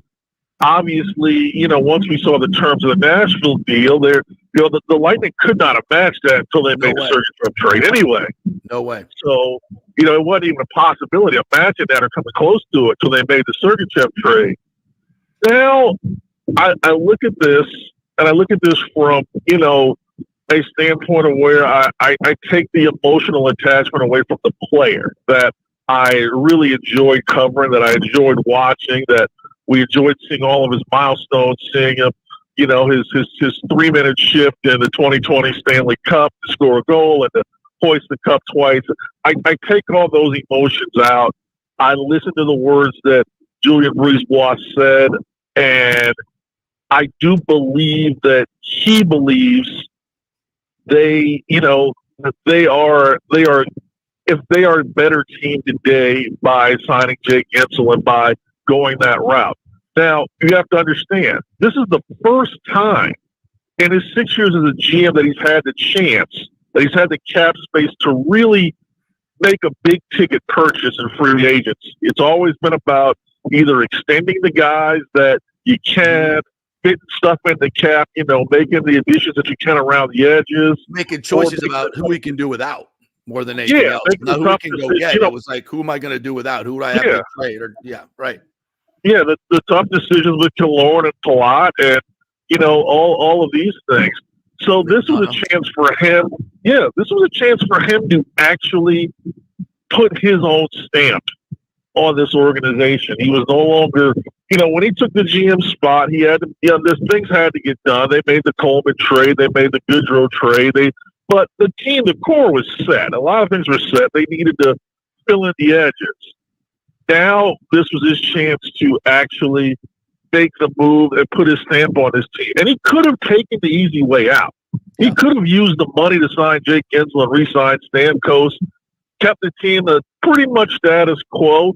I don't think anybody would have been mad. The fans would have been happy. So I have a high level of respect for him just making this decision, because I saw yesterday how tough it was for him to do it and how he feels like he's doing the right thing. And sometimes when you want to do the right thing, it's hard.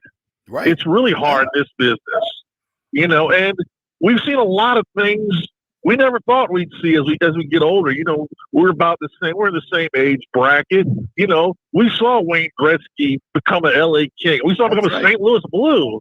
We Tom saw Brady became Michael a Buccaneer. Tom Brady became a Buccaneer. Michael Jordan played for the Washington Wizards. Nobody wants to play for the Washington Wizards. Yeah, he played for the Birmingham Barons. So we've seen a lot of things. Yes. And, I look at this and I called you for two reasons. And it was just to say, one, I think they got a hell of a player, Jake Gensel. I think he can do a lot. I think he's going to be dynamic on this team. He's played with guys at this level. He's won a cup. He's been taught well. He knows what it takes to win. He does the things that it takes to win. I think this community is going to be very excited about him. He's never, he's going to have to play his game. He can't worry about replacing Stamkos. That's always, he did replace Stamkos. I mean, the numbers say that that's what happened. But that's it. He's his own person, and I think he's going to make. I think he's going to help the Lightning win a lot of games. I think the fans are going to enjoy the way he plays. I think the world of him. He's 29. He'll be 30 when the season starts. So, you're getting a guy that's right in the prime of his career. He's played with Sidney Crosby. He's played with Evgeny Malkin. He knows how to play with top guys, future Hall of Famers. He's excited to play with Pointer, excited to play with Kucherov. He understands that he talked about the winning pedigree and wanted to be part of that. So that's one thing. The other thing I say is that don't underestimate the influence that John Cooper had on this decision, people. Yeah. Don't sit around there and say, this JBB, this. John Cooper has a hell of a lot of say on this team, all right? And to that point, we know what John Cooper's message has always been to this team. I mean, and what is that? Let's say it together, Corey. If you don't give up three, you're going to win. If you don't you give up. Yeah, you give up less. As long as you don't give up three, you get a chance to win every game. Exactly. And it's all you're about walking after a 2-1. Yeah, defense, and Jake Gensel is a better, more responsible player at this time of his career, and nobody wants to say it. But if you put a blind resume over these two players and say which one do you want on your team for the next 5 years, you're going to say Jake Gensel. You're going to say Jake Gensel, yeah. Yeah, if you know anything about hockey. But unfortunately, we don't do it. There's human beings involved. And the question is, like, to me, I don't think that's a question. That's a hockey decision, and that's the right decision. My question is, could you not have kept Steven Stamkos and Jake Gensel? I think that's where the fans are. And I think your question about John Cooper is 100% accurate. And I think John Cooper is like, well, if it's either or, I want Gensel. But the question is, could they? And then the question would come to Cooper or whomever or the organization. Well, can we keep both? And how would that work? Would Stamkos go to a third line? Would he? Obviously he'd still be on your power play. He'd still be in the room. Would he get less ice time? How those conversations going to go? Is that disrespectful for him to be playing 14 minutes a night? Is he still going to play 18 minutes? And if he is that going to be a defensive liability? And by the way, I don't want to throw all the defense. The reason this team was bad defensively wasn't just Steven Stamkos. There were a lot. No. And bringing Ryan McDonough back obviously helps you tremendously there. So I think the fans are right to have a lot of questions. And I do think, and I want to ask you about this. Stammer's interviews to me were sobering. And maybe it's just emotion talking, and he admitted that. But he was very clear that he did not feel wanted by this organization. And that's where I think the fans are really upset, is they feel that he was disrespected. I think they can understand hockey arguments a little bit, but they really feel that he was disrespected. And Stamkos I think he said it pretty clearly that he felt like he was not wanted in Tampa Bay. That's what surprised me more than anything else. I thought this organization valued him higher. I'm not criticizing the organization. That surprised me. Did it surprise you? I look at it and I say that I don't think they didn't want him. I think the value in him, I think they understand the value in him in a lot of areas. And I don't think that changed. I do think that when you get down to these numbers, these decisions, it's just everybody, there's a lot of emotions at play. There's a lot of sensitivity at play. There's a lot of, it's just, any contract negotiation, and we've both been in them in our own world, they're never pretty. They're not good. I've never been in a good contract negotiation in my life. I mean, the one at ESPN absolutely sucked. I've never been in a good one. I've never walked out of a contract negotiation thinking like, oh my God, I'm so happy to be here. That was fun. that was a great 12 hours of my employer telling me how much I suck and how much they want me to take $25,000 less this year. That was amazing. Yeah, I feel so much better and encouraged about working here. Were you surprised by Stammer's comments? No, not really, because I do think there have been a lot of hard feelings for a few weeks. I felt that way listening to when Riot held the Zoom call on Friday, and he that was that it wasn't happening. Yeah, that lets you know that there's that either side was really happy with what the other side was saying, and they both have their reasons for that. Obviously the player should value himself as high as he can, and obviously management is looking at things from a lot of different angles. And I think and when the Sergachev trade went down, I think we all thought, okay, this is what's going to do it. This will take care of it. They're gonna do right. They're gonna get this done. I have no doubt that Steven Stamkos will be back here. Wasn't really even thinking about the bringing in a free agent or anything like that. So so that was a surprise. But I've always tried to look at it like I've been around long enough to know that more times than not these things don't end well, and now you're just hoping that the reconciliation 2, 3, 4 years from now will go better than this contract negotiation one. You don't want it. Yeah, I think it will. I think it will. He'll always be welcome back here. Yeah, it wasn't. It wasn't pretty with Marty. It was okay with Vinny, but it wasn't pretty with Marty. I mean, there was a lot of. That was He wasn't put on Team Canada. There was some hard feelings out of that one. And I'm not getting with Eisenman not putting him on Team Canada. That was a truly a breaking point for him. So that was nasty. Yeah. So, but that the organization and him made up. They figured out a way to put water under the bridge. And you're not going to erase 16 years and all of this success, and in a short period like this. It happened. It's unfortunate it happened. I think we all would feel a lot better if 91 was coming back, if the captain was coming back. He's not going to be. He'll be coming back with Nashville, and it's going to be a hell of a send-off that he gets. It's going to be an amazing, emotional night when he comes back. But we're all. Heck, we're all going to be kind of Nashville Predator fans. I know I am. I am. As you and I know more of the like the internal stuff with the Lightning organization, the Predators organization. I was telling somebody, the Bill Wickett takeover continues. That's right. Sean Henry and Bill Wickett were a huge. It was a huge part of this, and not like we're not saying that they came in here and plundered Steven Stamkos, from us. That's not what I'm talking. Like Lightning opened the door, and those guys were more than happy to. They've been lifelong friends of Steven Stamkos since he was 18 years old. Both of those gentlemen, and he feels very much at home in Nashville because of those two guys, and that's good work by them. Now he's going to have to live up to a hell of a contract. In 2 years, will they be as thrilled with this contract in Nashville as they are today? I don't know. Yeah. No, we'll see. Absolutely. If they're holding the cup, they will be. If they're not, they won't be. All right. Yeah, that's how it kind of works. All right. Before you go, can you give me a little bit of this team as it sits right now? Lilleberg re-signed.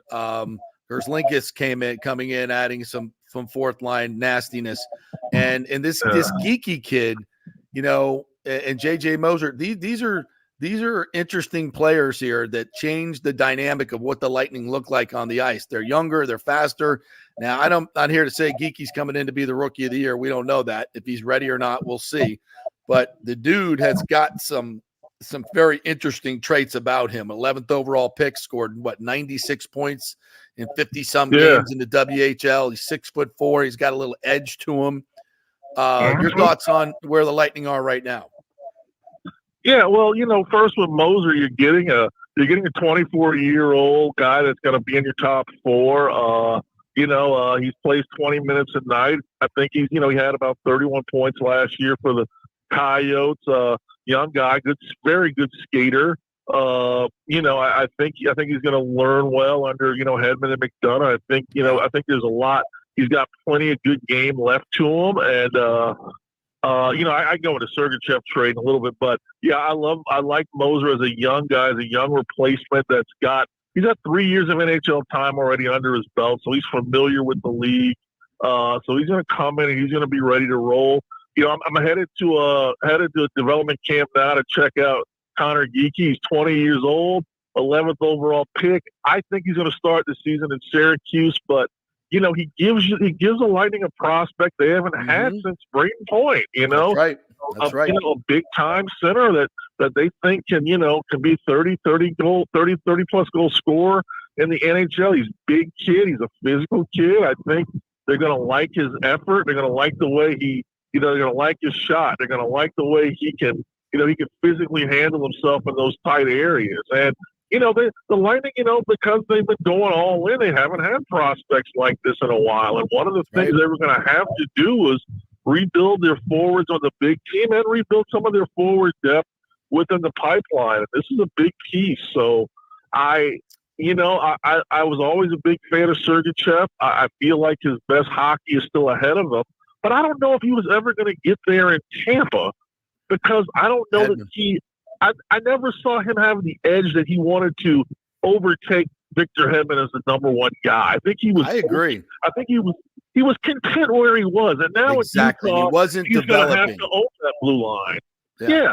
And in Utah, he's going to have to own the blue line. He no longer has, those guys to lean on. You could see different times where they would put Sergachev on the number one power play line, and they would switch up the pairings and say, you know what, let's see if he's got the bite to take over this and really be the number one guy that we're paying him to be.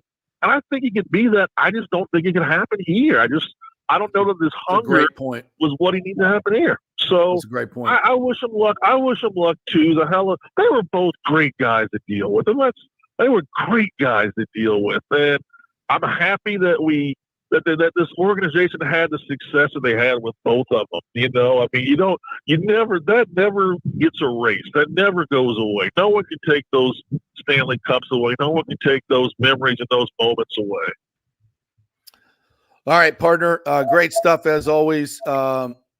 Next week when we have you on, I want you to look at that Florida State class that's coming in, the high school recruits. You correctly said the last few years they were very inept in that level of recruiting, but this year, they get it done, brother. They're heating up a little bit. Yeah, I think they realize if they want to join they want to join the big boy conferences, you're gonna have to have that foundational talent. You gotta have it. Yeah. All right, we'll talk about that next week. Thank you for your time, my friend. Sounds Great good. stuff as always. Take care. All right. Take care, JP. I'll talk to you soon. Have a great holiday. You're the best. Follow Corey Long at COREYLONG on the X machine. Great follow. Very funny dude on X. And he definitely is. Yeah. Love him. And I think there was a great perspective about the Breezeball press conference. I noticed that, and I don't know if he just got done reading the comments on the Instagram post. Because I mean, you can't be human and read that stuff and it not affect you. I mean, when hundreds and hundreds of people are just calling you the worst human being on the planet, and they're your Lightning fans, unsettling is the word, but that's his job. And I can say this: I'd rather have a general manager that leans to that side than the other side. Sentimentality is great for you fans. It gets you fired as an executive. And those are the hard lessons that you have to learn if you're going to be great at this job. And he will live and die on these decisions. So, I mean, the bottom line is it's sports. For us as fans, it's fun, but it's a business. It's a business to make money, and you make money based on if you win. And if you're not winning, you're not going to have a job. So general managers, owners, they cannot let their emotions and their, friendships, their familiarity with these players, which are really their products, right, for their company, for their business. They cannot let emotions get involved in their business decisions. And bottom line, this looks like it was a business decision, and it looks like it was made earlier than recently, right? Like, so. No, I still think that this was a process. I think it was a process. And I think they needed to see how Steven Stamkos was going to play this year. And as I said, the Evans and Stamkos situations are very similar. And where it gets twisted is the 41 goals. Like everyone looks at that and they're like, wow, he's still, as great as and those count. Those count. There's no question about it. But if you're a general manager and you have to dig a little bit deeper into the analytics and see where your team was 5-on-5. And again, this is not all Stamkos' fault. This team being subpar 5-on-5 is not all Stamkos' fault, but he bears a large responsibility in that. But that being said, I still think there's something else that we don't know. I don't know what it is. I wish I could tell you, but there's still something that does not add up because the Lightning seem to have found a lot of money for a lot of other players. Yeah. And it's not just Stamkos' fault. And he brings so much more to the table. And I'm here to tell you, you don't pay for sentimentality. You don't pay for what you have done. You pay for future performance if you're doing your job correctly. And $8 million a year for 4 years is overpaying for Steven Stamkos. The Lightning were never going to do that, nor should they. It's different in Nashville. Every team has different needs, different cap situations. So to them, it's worth it. And we'll see if it is. But Stamkos would have taken less than that to stay. I don't know how much less. Right. But his comments about not being wanted. That's a personal perception. He admitted that. It's emotional for him, and he wanted to feel more loved. We all do, right? He didn't feel that. That's where, to me, the whole disconnect is. And I think that's where the disconnect is for the fans. I think the fans can clearly understand from a hockey standpoint this decision. I think it's the ancillary stuff that they don't understand. And I am with you. And I don't know if we'll find out something else later on down the line. But if we it'll be sure interesting when the 30 for 30 comes out, right? May very well get one. Yeah. Yeah. Who knows? Maybe I'll produce that. Who knows? There's something else we were going to produce too, right? I don't remember what the other. I got so many good 30 for 30s I need to produce. To me, I want to watch them. Anyway, I don't know if anybody else does, but that's one certainly that the Lightning fans would want to watch. And it's funny how, things for people get a lot more honest 4 or 5 years down the road than at the moment. So, and I think that's, it's probably for good reason in a lot of different ways.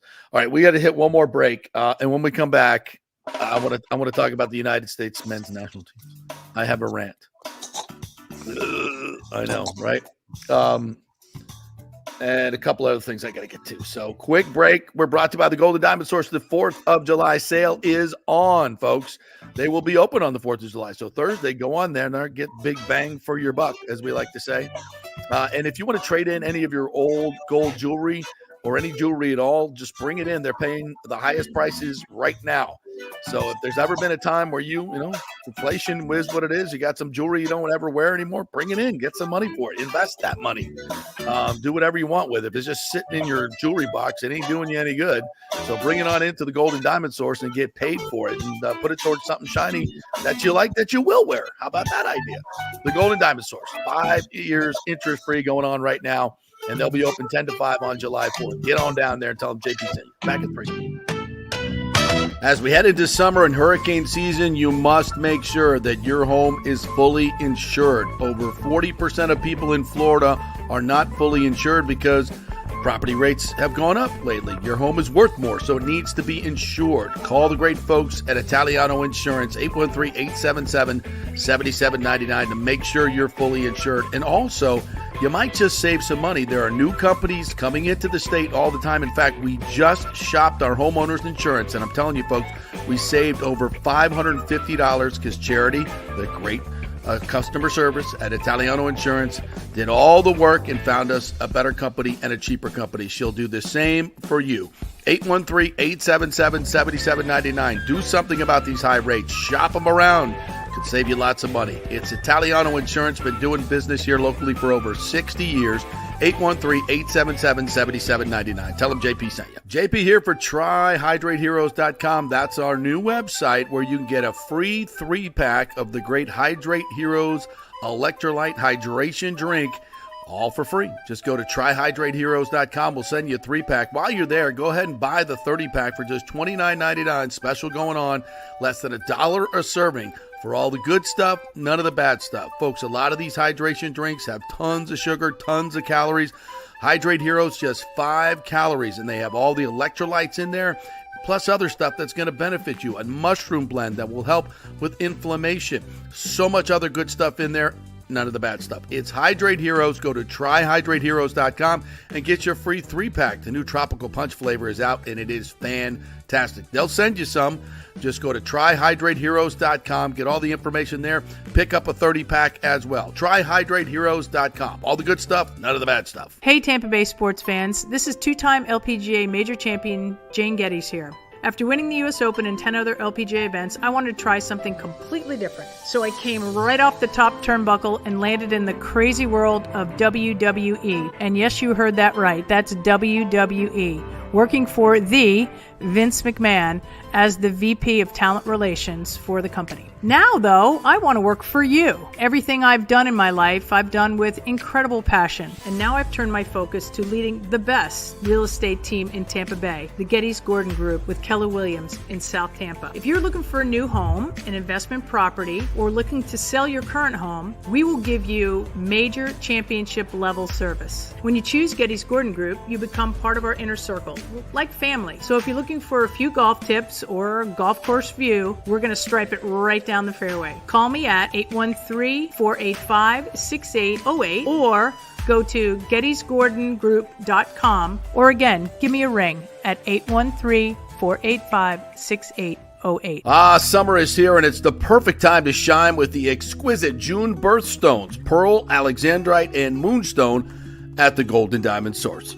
Each gemstone carries its own unique significance and style, making them perfect for any summer occasion. Did you know the 30th anniversary milestone is Pearl, the traditional stone for this special occasion? And right now you can enjoy 5 years of interest-free financing. That means you can own a stunning $5,000 ring and pay only $83 a month with zero interest for 5 years. That's a great deal. And shop online and get 15% off the June birthstones. And we love our partners, local businesses that have been here for 40 years. That's right, the Golden Diamond Source has been here for 40 years. Julie and Steve Weintraub have done so much in our community. We thank them, and we shop there. It's the Golden Diamond Source, 3800 Olmerton Road, always online at thegoldendiamondsource.com. Happy summer. Let's go. Right now, back to the show on FanStream Sports. All right, welcome back to the JP Peterson Show. Brought to you by the great folks at the G's Law Group, JEEBESLawGroup.com. Give them a call, get that free case evaluation. Got something going on with somebody? You want a lawyer to represent you? Shout to you. Absolutely tear them a new one. Love that. Lawgroup.com. All right, finishing up comments today. JBB and Jeff Vinny kept stammering in the dark and didn't tell him how important he was is criminal, JP. It's obvious they treated him like a B player, not a Hall of Famer. I hear you, brother. I don't know if it's specifically they did that because what are they going to do? Come out and say Stammer sucks and we're not re-signing him? I mean, that would be really disrespectful. All right. Could they have said, look, we've appreciated his time here. He's a legend in Tampa Bay, but the organization feels like we need to move forward. Yeah. Yeah. I mean, that's not disrespectful. That's just brutal honesty, right? I mean, yeah. Mm-hmm. I don't know how the fans would have reacted to that, though. I think that's kind of what JBB wanted to say Yeah. yesterday. Yeah. Thomas Castor says Breezeball covered for Vinnick at his press conference on Lightning YouTube. Stamkos made his decision months ago. From what Stammer said, you know, that this process has been ongoing for a while, which I think isn't that called tampering? Yeah. I don't know. Does the NHL have tampering? I think maybe. I don't know. It's not as obviously as cut and dried as maybe the NFL. No. Resource says, thank you, John Gerber, for that Cam Davis ham sandwich pick at How about that? 55-1, huh? How about that on his long shot? What's his matchup record? It's like 48, 16, and 3 before this weekend, and he went 2-1 this weekend. So 50, 17, and 3. So we'll we tweet him out every week. He comes on the show.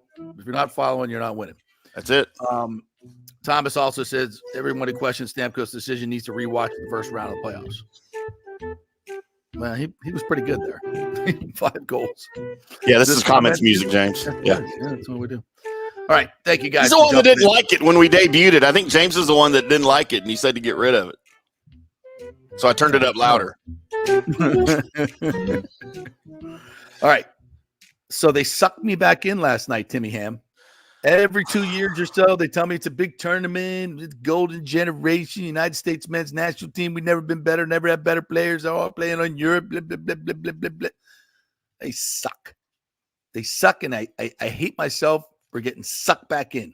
I was out, and then they brought me back in. This is the soccer team you're talking about, the right? Soccer team. Yes. What I refer to United as men's national team. What I refer to as field foosball. Carly Lloyd, of all, last night after they lost to Uruguay and couldn't beat Panama and get out of the easy, they gave them a freaking layup group and they couldn't even get out of that in the Copa America that they're hosting. Absolutely embarrassing on so many levels. And Carly Lloyd of the women's national team, who won championships and World Cups and all that, she said it last night. She said, they're not being these players are not being held accountable by their coach and their organization. They're babied, they're coddled. She didn't say that, but that's what she meant. She said, I loved it. She was so candid. She said, we hated our coaches. But they busted our ass. And that's the way it needs to be. This golden generation is, if the coach says, something mean to them, then you get their panties in a wad. The players need to step up, and the freaking coaching, Berhalter, I'm sorry, you're gone. You're toast. You're done. They need a new voice. There's no question about that. I don't care if it's 2 years out from this. Just this status quo is awful. This is what we are in this country. This is what we've become. Mediocrity is celebrated. As long as you say the right things that are politically correct, that's all that matters. Winning, who cares? Let's get back to winning effing matters. And go effing win something, you men.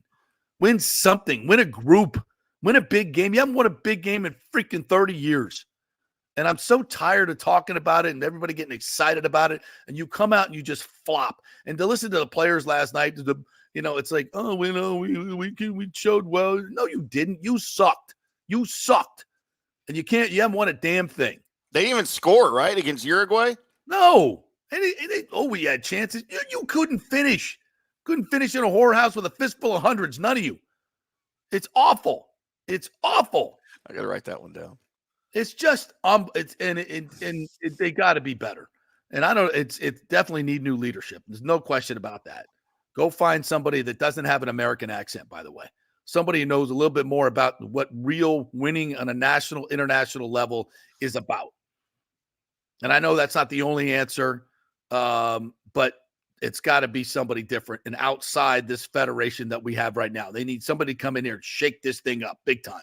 And can it get worse? How can it be any worse? You couldn't get out of the group in Copa. Are you freaking kidding me?